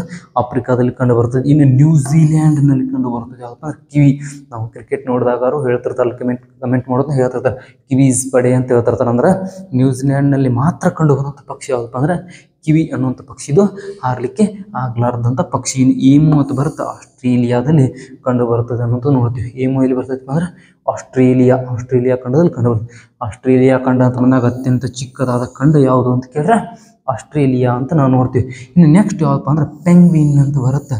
ಪೆಂಗ್ವಿನ್ ಯಾವುದಪ್ಪ ಅಂದ್ರೆ ಅಂಟಾರ್ಟಿಕ್ ಖಂಡದಲ್ಲಿ ಕಂಡು ಬರುವಂಥದ್ದು. ಯಾವುದಪ್ಪ ಅಂದ್ರೆ ಪೆಂಗ್ವಿನ್ಗಳು ಅಂಟಾರ್ಟಿಕ್ ಖಂಡದಲ್ಲಿ ಮಾತ್ರ ಕಂಡು ಬರ್ತವೆ. ಅಂಟಾರ್ಟಿಕ್ ಪದದ ವಿರುದ್ಧಾರ್ಥಕ ಅಂತ ಒಂದ್ಸಲ ಕೇಳಿದ್ದು. ಅಂಟ್ಲಾರ್ಟಿಕ್ ಪದದ ವಿರುದ್ಧಾರ್ಥಕ ಏನು ಅಂತ. ಅಂಟ್ಲಾರ್ಟಿಕ್ ಪದದ ವಿರುದ್ಧಾರ್ಥಕ ಯಾವುದಪ್ಪ ಅಂದ್ರೆ ಆರ್ಕಟಿಕ್ ಅಂತ ಬರುತ್ತೆ. ಅಂಟ್ಲಾರ್ಟಿಕ್ ದಕ್ಷಿಣ ಧ್ರುವದಲ್ಲಿಲ್ಲ, ಆರ್ಕಟಿಕ್ ಎಲ್ಲೈತಿ ಉತ್ತರ ಧ್ರುವದಲ್ಲೈತಿ. ಭೌಗೋಳಿಕವಾಗಿ ಕೇಳಿರುವಂಥ ಕ್ವಶನ್ ಇದನ್ನು ವಿರುದ್ಧಾರ್ಥಕ ಪದದಲ್ಲಿ ಕೇಳಿದ್ದ ಅನ್ನೋಂಥದ್ದು ನಾವು ಸ್ಪಷ್ಟವಾಗಿ ತಿಳ್ಕೊ. ಪೆಂಗ್ವಿನ್ ಕೂಡ ಹಾರಲಿಕ್ಕಾಗದ ಪಕ್ಷಿ. ಅಂಟ್ಲಾರ್ಟಿಕ್ ಖಂಡದ ಬಗ್ಗೆ ನೋಡಿದಾಗ ಬಹಳ ಇನ್ಫಾರ್ಮೇಷನ್ ಬರುತ್ತೆ. ವಿಜ್ಞಾನಿಗಳ ಖಂಡ ಅಂತ ಕರೀತಾರೆ. ಜೀವಿಗಳು ಅಲ್ಲಿ ವಾಸ ಇಲ್ಲದೇ ಇರುವಂಥ ಖಂಡ ಯಾವುದಪ್ಪ ಅಂತ ಅಂಟ್ಲಾರ್ಟಿಕ್ ಖಂಡ ಅನ್ನೋಂಥದ್ದನ್ನು ನಾವು ಸ್ಪಷ್ಟವಾಗಿ ತಿಳ್ಕೊಬೇಕು. ಇನ್ನು ನೆಕ್ಸ್ಟ್ ಬರುವಂಥ ಯಾವಪ್ಪ ಮೊಟ್ಟೆ ಇಡುವ ಸಸ್ತನಿ. ಇದು ಮೊಟ್ಟೆ ಇಡುವಂಥ ಸಸ್ತನಿ. ಇನ್ನು ನಾವು ಮೊದಲಿಗೆ ತಿಳ್ಕೊಬೇಕಾದ್ರೆ ಸಸ್ತನಿ ಅಂದ್ರೆ ವರ್ಡ್ ಏನ್ರಿ? ಸಸ್ತನಿ ಅಂದ್ರೆ ನಮಗೆ ಗೊತ್ತಿಲ್ಲ. ಇನ್ನು ಮೊಟ್ಟೆ ಇಡುವ ಸಸ್ತನಿ ಅಂದ್ರೆ ನಮಗೆ ಬುದ್ಧಿ ಗೊತ್ತಾಗೋದಿಲ್ಲ. ಅದಕ್ಕೋಸ್ಕರ ಸಸ್ತನಿ ಅಂದ್ರೆ ಏನು ಅಂತ ತಿಳ್ಕೊಬೇಕು. ಸಸ್ತನಿಗಳಂದ್ರೆ ಏನಪ್ಪ ಅಂತಂದ್ರೆ ಯಾವ ಪ್ರಾಣಿಗಳು ಯಾವ ಜೀವಿಗಳು ತಮ್ಮ ಮರಿಗಳಿಗೆ ಸ್ತನ ಗ್ರಂಥಿಯ ಮೂಲಕ ಹಾಲು ಉಣಿಸುತ್ತವೆ ಅವುಗಳನ್ನ ಏನಂತಾರಪ್ಪ ಅಂದ್ರೆ ಸಸ್ತನಿಗಳು ಅಂತ ಕರೀತಾರೆ. ಈಗ ಯಾವುದೇ ಒಂದು ಪ್ರಾಣಿ ತಾಯಿ ಏನು ಮಾಡ್ತದೆ, ತನ್ನ ಮಗುವಿಗೆ ಏನು ಮಾಡ್ತದೆ, ಹಾಲು ಉಣಿಸ್ತಿರ್ತಾರೆ. ಅದಕ್ಕೆ ಏನೈತಿಪ್ಪ ಅಂದ್ರೆ ಸಸ್ತನಿಗಳು ಅಂತ ಕರಿತೀವಿ. ಸ್ತನ ಗ್ರಂಥಿಗಳ ಮೂಲಕ ಏನು ಮಾಡ್ತಾವೆ, ಹಾಲು ಉಣಿಸುವಂಥ ಪ್ರಾಣಿಗಳನ್ನ ಏನಂತಪ್ಪ ಅಂದ್ರೆ ಸಸ್ತನಿಗಳು ಅಂತ ಕರೀತಾರೆ. ಇನ್ನು ಸಸ್ತನಿ ಇದ್ರೂ ಕೂಡ ಅದು ಹಾಲು ಉಣಿಸ್ತೈತೆ, ಆದರೂ ಕೂಡ ಅದು ಏನು ಮಾಡ್ತೈತಿ, ಮೊಟ್ಟೆ ಇಡ್ತೈತಿ. ವಿಚಿತ್ರವಾಗಿದ್ದು ಯಾವಪ್ಪ ಅಂದ್ರೆ ಎಕಿಡ್ನಾ ಮತ್ತು ಪ್ಲಾಟಿಪಸ್ ಅನ್ನುವಂಥ ಎರಡು ಜೀವಿಗಳು ಬರ್ತಾವೆ. ಏನು ಮಾಡ್ತಾವಪ್ಪ ಅಂದ್ರೆ ಎರಡು ಪ್ರಾಣಿಗಳು ಇವು ಮೊಟ್ಟೆಯನ್ನು ಇಡ್ತಾವ, ಆದರೂ ಕೂಡ ಏನು ಮಾಡ್ತಾವ, ಮರಿಗಳಿಗೆ ಹಾಲನ್ನು ಉಣಿಸ್ತಾವ. ಅದಕ್ಕೋಸ್ಕರ ಸಸ್ತನಿಗಳು, ಮೊಟ್ಟೆ ಇಡುವಂಥ ಸಸ್ತನಿಗಳು ಯಾವಪ್ಪ ಅಂದ್ರೆ ಎಕಿಡ್ನಾ ಮತ್ತು ಪ್ಲಾಟಿಪಸ್. ಸಸ್ತನಿಗಳು ಅಂದ್ರೆ ನೆನಪಿಟ್ಕೋಬೇಕು ಭಾಳ. ಸಸ್ತನಿಗಳು ಯಾವ ಪ್ರಾಣಿಗಳು ಯಾವ ಜೀವಿಗಳು ತಮ್ಮ ಮರಿಗಳಿಗೆ ಹಾಲು ಉಣಿಸುತ್ತವೆಯೋ ಅವುಗಳನ್ನ ಏನಂತಾರಪ್ಪ ಅಂದ್ರೆ ಸಸ್ತನಿಗಳು ಅಂತ ಕರೀತಾರ ಅನ್ನೋಂಥದ್ದು ನೋಡ್ತೀವಿ. ಇನ್ನು ಜಲವಾಸಿ ಸಸ್ತನಿಗಳು ಅಂತಂದು ಬಂದ್ರೆ, ಜಲವಾಸಿ ಅದು ನೀರಿನಲ್ಲಿ ವಾಸವಾಗಿರ್ತದೆ, ಆದರೂ ತನ್ನ ಮರಿಗಳಿಗೆ ಏನು ಮಾಡ್ತದಪ್ಪ ಅಂದ್ರೆ ಹಾಲು ಉಣಿಸ್ತದೆ. ಅಂಥದ್ದು ಯಾವುದಪ್ಪ ಅಂದ್ರೆ ತಿಮಿಂಗಲು ಏನು ಮಾಡ್ತದಪ್ಪ ಅಂದ್ರೆ ತನ್ನ ಮರಿಗಳಿಗೆ ಹಾಲು ಉಣಿಸ್ತದೆ. ಆದರೂ ಜಲವಾಸಿ ಸಸ್ತನಿ. ಇನ್ನು ಯಾವುದಪ್ಪ ಅಂದ್ರೆ ಡಾಲ್ಫಿನ್ ಅಂತ ಬರುತ್ತೆ ಅದೊಂದು. ನೆಕ್ಸ್ಟ್ ಇನ್ನು ಹಾರಬಲ್ಲ ಸಸ್ತನಿ ಅಂತ ಬರ್ತದೆ. ಅದು ಹಾರಾಡ್ತೈತಿ, ಪಕ್ಷಿಗಳ ಥರ ಹಾರಾಡ್ತೈತಿ, ಆದ್ರೆ ಅದೇನು ಮಾಡ್ದೆ ಸಸ್ತನಿ. ಅದು ಸಸ್ತನಿ ಅಂದ್ರೆ ತನ್ನ ಮರಿಗಳಿಗೆ ಹಾಲು ಉಣಿಸ್ತೈತಿ, ಆದರೂ ಕೂಡ ಹಾರ್ತೈತಿ. ಅದು ಯಾವುದಪ್ಪ ಅಂತಂದ್ರೆ ಬಾವಲಿ ಅಂತ ಬರುತ್ತೆ. ಬಾವಲಿ. ಇನ್ನೊಂದು ಯಾವುದಪ್ಪ ಅಂದ್ರೆ ಲೆಮೂರ್ ಅಂತ ಬರುತ್ತೆ. ಇವು ಹಾರಬಲ್ಲ ಸಸ್ತನಿಗಳು ತಿಳತೀನಿ. ಸಸ್ತನಿಗಳು ಅಂದ್ರೆ ಏನು ನಾವು ಸ್ಪಷ್ಟವಾಗಿ ತಿಳ್ಕೊಂಡಿರ್ಬೇಕು. ಸಸ್ತನಿಗಳು ಅಂದ್ರೆ ಮರಿಗಳಿಗೆ ಹಾಲು ಉಣಿಸುವಂಥ ಜೀವಿಗಳನ್ನ ಏನಂತೀವಪ್ಪ ಅಂದ್ರೆ ನಾವು ಸಸ್ತನಿಗಳು ಅಂತೇಳಿ ಕರಿತೀವಿ ಅನ್ನೋದು ನೋಡ್ತೀವಿ. ಇನ್ನು ಹಾರಬಲ್ಲ ಸಸ್ತನಿಗಳು ಯಾವಪ್ಪ ಅಂದ್ರೆ, ಹಾರುವಂಥ ಸಸ್ತನಿಗಳು ಯಾವಪ್ಪ ಅಂದ್ರೆ ಬಾವಲಿ ಮತ್ತು ಲೆಮೂರ್ ಅನ್ನುವಂಥ ಎರಡು ಜೀವಿಗಳು ಬರ್ತಾವೆ, ಎರಡು ಪಕ್ಷಿಗಳು ಬರ್ತಾವೆ. ಏನು ಮಾಡ್ತಾವಪ್ಪ ಅಂದ್ರೆ ಸಸ್ತನಿಗಳು ಹಾಲು ಉಣಿಸ್ತಾವ, ಆದರೂ ಕೂಡ ಹಾರಾಡ್ತಾವ, ಪಕ್ಷಿಗಳ ಹಾರಾಡ್ತಾವ ಅನ್ನುವಂಥದ್ದನ್ನು ನಾವು ನೋಡ್ತೀವಿ. ನೆಕ್ಸ್ಟ್ ಬರುವಂಥದ್ದು ನಾವು ಆಲ್ರೆಡಿ ಇದನ್ನ ಡಿಸ್ಕಷನ್ ಮಾಡಿದ್ದೀವಿ. ಇನ್ನು ಪ್ಲಾಸ್ಟಿಡ್ ಬಗ್ಗೆ ತಿಳ್ಕೊಬೇಕು. ಪ್ಲಾಸ್ಟಿಡ್ಗಳು ಸಸ್ಯ ಜೀವಕೋಶಗಳಲ್ಲಿ ಮಾತ್ರ ಕಂಡು ಬರುತ್ತವೆ. ಪ್ಲಾಸ್ಟಿಡ್ಗಳ ಮುಖ್ಯವಾದ ಕೆಲಸ ಏನಪ್ಪ ಅಂದ್ರೆ, ಪ್ಲಾಸ್ಟಿಡ್ಗಳಿಗೆ ಕನ್ನಡದಾಗ ಏನತ್ತಾರಪ್ಪ ಅಂದ್ರೆ, ಇವೇನತ್ತಾರಪ್ಪ ಅಂದ್ರೆ ಪ್ಲಾಸ್ಟಿಡ್ಗಳಿಗೆ ವರ್ಣಕಗಳು ಅಂತ ಕರೀತಾರೆ. ವರ್ಣಕಗಳು ಅಂದ್ರೆ ನಮ್ಗೆ ಎಲ್ಲರಿಗೂ ಗೊತ್ತಿರುವಂಥದ್ದು, ಬಣ್ಣವನ್ನು ಕೊಡುವಂಥದ್ದು. ಸಸ್ಯಗಳಿಗೆ ವಿವಿಧ ಥರ ಬಣ್ಣಗಳಿರ್ತಾವೆ. ಸಸ್ಯಗಳ ಬೇರಿಂದಂತೆ ಬೇರೆ ಬಣ್ಣ ಇರ್ತೈತಿ, ಎಲಿದಂತೆ ಬೇರೆ ಬಣ್ಣ ಇರ್ತೈತಿ, ಹಣ್ಣಿನಂತೆ ಬೇರೆ ಬಣ್ಣ ಇರ್ತೈತಿ. ಇವಕ್ಕೆಲ್ಲ ಬೇರೆ ಬೇರೆ ರೀತಿಯಾದ ಬಣ್ಣವನ್ನು ಸಸ್ಯಕ್ಕೆ ಯಾವ ನೀಡ್ತಾವಪ್ಪ ಅಂತಂದ್ರೆ ಪ್ಲಾಸ್ಟಿಡ್ಗಳು, ವರ್ಣಕಗಳು ನೀಡ್ತಾವೆ. ಯಾವಪ್ಪ ಅಂದ್ರೆ ವರ್ಣಕಗಳು ನೀಡ್ತಾವೆ ಪ್ಲಾಸ್ಟಿಡ್ಗಳು.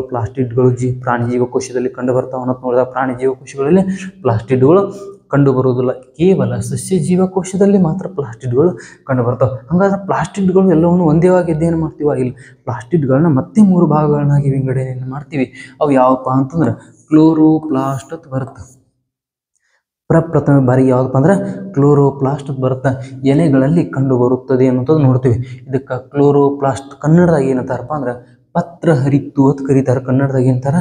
ಪತ್ರ ಹರಿತ್ತು ಅಂತ ಕರೀತಾರೆ. ಇದನ್ನ ಇಂಗ್ಲೀಷ್ದಾಗ ಕೊಡೋ ಚಾನ್ಸಸ್ ಇರ್ತದೆ, ಕನ್ನಡದಾಗೂ ಕೊಡ್ಬೋದು. ಪತ್ರ ಹರಿತ್ತು ಅಂತ ಕರೀತಾರೆ. ಹಂಗಾರೆ ಈ ಕ್ಲೋರೋಪ್ಲಾಸ್ಟ್ ಮುಖ್ಯವಾದ ಕೆಲಸ ಏನ್ರಿ ಅಂತಂದ್ರೆ, ಸಸ್ಯಗಳು ತಮ್ಮ ಆಹಾರವನ್ನು ತಾವೇ ತಯಾರಿಸಿಕೊಳ್ಳುತ್ತವೆ ಅಂತ ನಾ ಹೇಳಿದೆ. ಈಗ ಅದು ಸಸ್ಯಗಳು ತಮ್ಮ ಆಹಾರವನ್ನು ತಾವೇ ಹೆಂಗೆ ತಯಾರಿಸ್ಕೋತಾವೆ, ಯಾವುದರ ಸಹಾಯದಿಂದ ತಯಾರಿಸ್ಕೋತಾವಪ್ಪ ಅಂದ್ರೆ ಕ್ಲೋರೋಪ್ಲಾಸ್ಟ್ ಸಹಾಯದಿಂದ, ಪತ್ರ ಹರಿತ್ತಿನ ಸಹಾಯದಿಂದ ಸಸ್ಯಗಳು ತಮ್ಮ ಆಹಾರವನ್ನು ತಾವೇ ತಯಾರಿಸಿಕೊಳ್ಳುತ್ತವೆ. ಅದಕ್ಕೆ ಏನಂದಿದ್ದೀವಿ ನಾವಾಗ? ದ್ಯುತಿ ಸಂಶ್ಲೇಷಣೆ ಕ್ರಿಯೆ ಅಂತ ಕರಿತಿದ್ದೀವಿ. ದ್ಯುತಿ ಸಂಶ್ಲೇಷಣೆ ಅಂತ ಕರೆದಿದ್ದೀವಿ. ಇದು ಎಲೆಗಳಲ್ಲಿ ಕಂಡು ಬರುತ್ತದೆ. ಇದು ಯಾವ ಬಣ್ಣವನ್ನು ಹೊಂದಿರ್ತದಪ್ಪ ಅಂದ್ರೆ ಹಸಿರು ಬಣ್ಣವನ್ನು ಹೊಂದಿರ್ತದೆ ಅನ್ನೋದನ್ನು ತಿಳ್ಕೋಬೇಕು. ಇದನ್ನೆಲ್ಲ ಕ್ವಶನ್ ಉಲ್ಟಾ ಕೇಳ್ಬೋದು. ಯಾವ ಥರ ಕೇಳ್ಬೋದು? ಎಲೆಗಳ ಬಣ್ಣ ಹಸಿರಾಗಿರಲು ಮುಖ್ಯವಾದ ಕಾರಣವಾಗಿರುವಂಥದ್ದು ಯಾವುದಪ್ಪ ಅಂತಂದ್ರೆ ಕ್ಲೋರೋಪ್ಲಾಸ್ಟ್. ಎಲೆಗಳ ಬಣ್ಣ ಹಸಿರಾಗಿರಲು ಮುಖ್ಯ ಕಾರಣ ಯಾವುದಪ್ಪ ಅಂದ್ರೆ ಕ್ಲೋರೋಪ್ಲಾಸ್ಟ್ ಅಂತ ಬರುತ್ತೆ. ಇದು ಎಲೆಗಳಲ್ಲಿ ಕಂಡು ಬರ್ತದೆ. ಇದು ಭಾಳ ಇಂಪಾರ್ಟೆಂಟ್. ಈ ಮೂರುದ್ರಾಗ ಭಾಳ ಇಂಪಾರ್ಟೆಂಟ್ ಇದ್ದಿದ್ದು ಯಾವುದಪ್ಪ ಅಂದ್ರೆ ಕ್ಲೋರೋಪ್ಲಾಸ್ಟ್ ಇದು ಭಾಳ ಇಂಪಾರ್ಟೆಂಟ್. ನೆಕ್ಸ್ಟ್ ಬರುವಂಥದ್ದು ಯಾವುದಪ್ಪ ಅಂದ್ರೆ, ಎರಡನೇದು ಯಾವುದಪ್ಪ ಅಂದ್ರೆ ಕ್ರೋಮೋಪ್ಲಾಸ್ಟ್ ಅಂತ ಬರುತ್ತೆ. ಈ ಕ್ರೋಮೋಪ್ಲಾಸ್ಟ್ ಎಲ್ಲಿ ಕಂಡು ಬರ್ತದಪ್ಪ ಅಂತಂದ್ರೆ ಹಣ್ಣುಗಳಲ್ಲಿ, ಹೂಗಳಲ್ಲಿ ಕಂಡು ಬರ್ತದೆ. ಹೂಗಳ ಬಣ್ಣ ಕೆಂಪಾಗಿರಲು, ಹಣ್ಣುಗಳು ಹಣ್ಣಾದ ನಂತರ ಕೆಂಪಾಗಲು, ಬಣ್ಣ ಬದಲಾಗೋ ಕಾರಣ ಏನಪ್ಪ ಅಂದ್ರೆ ಕ್ರೋಮೋಪ್ಲಾಸ್ಟ್ ಎಲ್ಲಿ ಕಂಡು ಬರ್ತದೆ ಅಂತ ಕೇಳಿ ಏನು ಹೇಳಬೇಕು?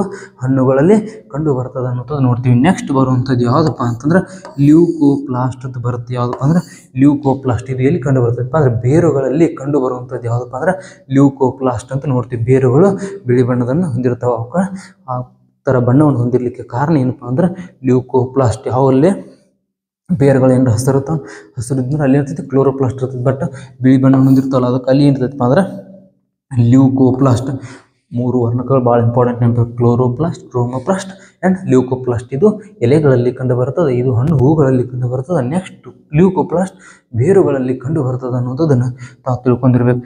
ನೆಕ್ಸ್ಟ್ ಬರುವಂಥದ್ದು ಯಾವುದಪ್ಪ ಅಂತಂದ್ರೆ ರಸದಾನಿಯಗಳು ಅಂತ ಬರ್ತವೆ. ರಸದಾನಿಗಳು ಎಲ್ಲಿ ಕಂಡು ಬರ್ತಾವಪ್ಪ ಅಂತಂದ್ರೆ ಪ್ರಾಣಿ ಜೀವಕೋಶದಲ್ಲಿ ಫಸ್ಟ್ ಆಫ್ ಆಲ್ ರಸದಾನಿಗಳು ಇರುವುದಿಲ್ಲ. ಇದ್ರೂ ಕೂಡ ಪ್ರಾಣಿ ಜೀವಕೋಶಗಳು ಚಿಕ್ಕದಾಗಿರ್ತಾವೆ. ಅವು ರಸದಾನಿಗಳು ಹೊಂದಿರ್ತಾವೆ. ಅತ್ಯಂತ ಚಿಕ್ಕದಾಗಿರುವಂಥ ರಸದಾನಿಗಳು ಅತಿ ಚಿಕ್ಕವನ್ನ ಇರ್ತಾವೆ. ಪ್ರಾಣಿ ಜೀವಕೋಶ ಅತಿ ಚಿಕ್ಕ ಇರ್ತಾವೆ. ಆದರೆ ಸಸ್ಯ ಜೀವಕೋಶದಲ್ಲಿ ಹೆಂಗಿರ್ತಾವಪ್ಪ ಅಂದ್ರೆ ಅತ್ಯಂತ ದೊಡ್ಡದಾದಂಥ ರಸದಾನಿಗಳನ್ನ ಹೊಂದಿರ್ತವೆ. ಸಸ್ಯ ಜೀವಕೋಶದಲ್ಲಿ ದೊಡ್ಡದಾಗಿರ್ತಾವೆ. ಪ್ರಾಣಿ ಜೀವಕೋಶದಲ್ಲಿ ಇರುವುದಿಲ್ಲ ಅಂದ್ರೂ ಓಕೆ, ಚಿಕ್ಕದಾಗಿರುತ್ತದೆ ಅಂದ್ರೂ ಓಕೆ ಅನ್ನುವಂಥದ್ದು ನಾವು ನೋಡ್ತೀವಿ. ನೆಕ್ಸ್ಟ್ ಯಾವಪ್ಪ ಅಂದ್ರೆ ಕೋಶ ಕೇಂದ್ರವನ್ನು ರಾಬರ್ಟ್ ಬ್ರೌನ್ ಕಂಡು ಹಿಡಿದರು ಅಂತ ನೋಡ್ತೀವಿ. ಕೋಶ ಕೇಂದ್ರ ಆಗ 3 ಭಾಗಗಳನ್ನು ಮಾಡಿದ್ರು: ಕೋಶ ಪೊರೆ, ಕೋಶ ರಸ, ನೆಕ್ಸ್ಟ್ ಕೋಶ ಕೇಂದ್ರ ಅಂತ ನಾವು ಅಧ್ಯಯನ ಮಾಡಿದ್ವಿ. ಅದರಲ್ಲಿ ಬರುವಂಥ ಕೋಶ ಕೇಂದ್ರವನ್ನು ಕಂಡು ಹಿಡಿದವರು ಯಾರಪ್ಪ ಅಂದ್ರೆ ರಾಬರ್ಟ್ ಬ್ರೌನ್ ಅನ್ನುವಂಥ ವ್ಯಕ್ತಿ ಏನು ಮಾಡ್ತಾನಪ್ಪ, ಕೋಶ ಕೇಂದ್ರವನ್ನು ಕಂಡು ಹಿಡಿತಾನೆ ಅಂತ ನೋಡ್ತೀವಿ. ಇದು ಜೀವಕೋಶದ ಅತ್ಯಂತ ಒಳಭಾಗವಾಗಿದ್ದು ಸೆಂಟ್ರೊಳಗೆ ಇರ್ತದೆ. ಇದು ವರ್ಣತಂತುಗಳು ಮತ್ತು ನ್ಯೂಕ್ಲಿಯಸ್ಗಳನ್ನು ಹೊಂದಿರುತ್ತದೆ ಅಂತ. ಕೋಶ ಕೇಂದ್ರದಲ್ಲಿ ಏನಿರ್ತಾವೆ ಅಂತ ಭಾಳ ಇಂಪಾರ್ಟೆಂಟ್. ಕೋಶ ರಸದಲ್ಲಿ ಇದ್ದುವಂಥ ಕಣದಂಗಗಳನ್ನ ಅದೇ ನೋಡಿದ್ವಿ. ಯಾವುದು? ರೈಬೋಸೋಮ್ ಆಗಿರ್ಬೋದು, ಲೈಸೋಸೋಮ್ ಆಗಿರ್ಬೋದು, ಪ್ರೋಟೀನ್ ಕಾರ್ಖಾನೆ ಅವರೆಲ್ಲವನ್ನ ಶಕ್ತಿ ಉತ್ಪಾದನಾ ಕೇಂದ್ರವಾಗಿರುತ್ತೆ. ಮೈಟೋಕಾಂಡ್ರಿಯಾ ಕೋಶ ರಸದಲ್ಲಿದ್ದು. ಅದರ ಕೋಶ ಕೇಂದ್ರದಲ್ಲಿ ಕಂಡು ಬರುವಂಥ ಯಾವಪ್ಪ ಅಂತಂದ್ರೆ ಇದು ಯಾವುದಪ್ಪ ಅಂದ್ರೆ ಒಳಭಾಗದಲ್ಲಿ ಕಂಡು ಬರುವಂಥದ್ದು ಯಾವುದಪ್ಪ ಅಂದ್ರೆ ನ್ಯೂಕ್ಲಿಯಸ್ ಅಂತ ಬರುತ್ತೆ. ನ್ಯೂಕ್ಲಿಯಸ್ ಕಂಡು ಬರ್ತದೆ. ಯಾವುದಪ್ಪ? ವರ್ಣತಂತುಗಳು ಮತ್ತು ನ್ಯೂಕ್ಲಿಯಸ್ಗಳು ಕಂಡು ಬರ್ತಾವೆ. ಇನ್ನು ವರ್ಣತಂತುಗಳು ಅದ್ರ ಕೆಲಸ ಏನ್ರಿ? ಇವೆಲ್ಲಿ ಕಂಡು ಬರ್ತಾವೆ ಅಂತೇಳಿ ನೀವು? ವರ್ಣತಂತುಗಳು ಕೋಶ ಕೇಂದ್ರದಲ್ಲಿ ಕಂಡು ಬರ್ತಾವೆ ಅಂತೇಳಿ. ವರ್ಣತಂತುಗಳು ಕೋಶ ಕೇಂದ್ರದಲ್ಲಿ ಕಂಡು ಬರ್ತಾವ. ಕೋಶ ಕೇಂದ್ರದಲ್ಲಿ ವರ್ಣತಂತುಗಳು ಮತ್ತು ನ್ಯೂಕ್ಲಿಯಸ್ಗಳು ಕಂಡು ಬರ್ತಾವೆ. ಇತರ ಕೆಲಸ ಏನನ್ನುವಂಥದ್ದನ್ನು ನೋಡಿದಾಗ ವರ್ಣತಂತುಗಳು ವಂಶವಾಹಿನಿಗಳಾಗಿದ್ದು ಅವುಗಳು ಗುಣಾನುಗುಣಗಳು ಜೀನ್ಸ್ ಇರುತ್ತದೆ. ಭಾಳ ಇಂಪಾರ್ಟೆಂಟ್ ರೀ ಅದು. ವರ್ಣತಂತುಗಳು ಜೀನ್ಸ್ ಅಂದರೆ ಇದ್ರಾಗ ಏನಿರ್ತಾವೆ? ಜೀನ್ಸ್ಗಳು ಇರ್ತಾವೆ. ಈಗ ಯಾವುದೇ ಒಂದು ಪ್ರಾಣಿಯ ಮರಿ ಅದರನ್ನೇ ಹೋಲುವಂಥ ಮರಿಯನ್ನು ಹೊಂದಿರ್ತದೆ. ಈಗ ಯಾವುದೋ ಒಂದು ಪ್ರಾಣಿ ಇರ್ತದೆ, ಒಂದು ನಾಯಿ ಇತ್ತಂದ್ರೆ, ಯಾವುದೋ ಆಕಳು ಇತ್ತಂದ್ರೆ ಸೇಮ್ ಅದರನ್ನೇ ಹೋಲುವಂಥ ಮರಿಗೆ ಜನ್ಮ ನೀಡಿರ್ತದೆ. ಅದಕ್ಕೆ ಕಾರಣ ಏನಪ್ಪ ಅಂದ್ರೆ ಜೀನ್ಸ್, ಗುಣಾನುಗುಣಗಳು. ಇವು ಭಾಳ ಇಂಪಾರ್ಟೆಂಟ್.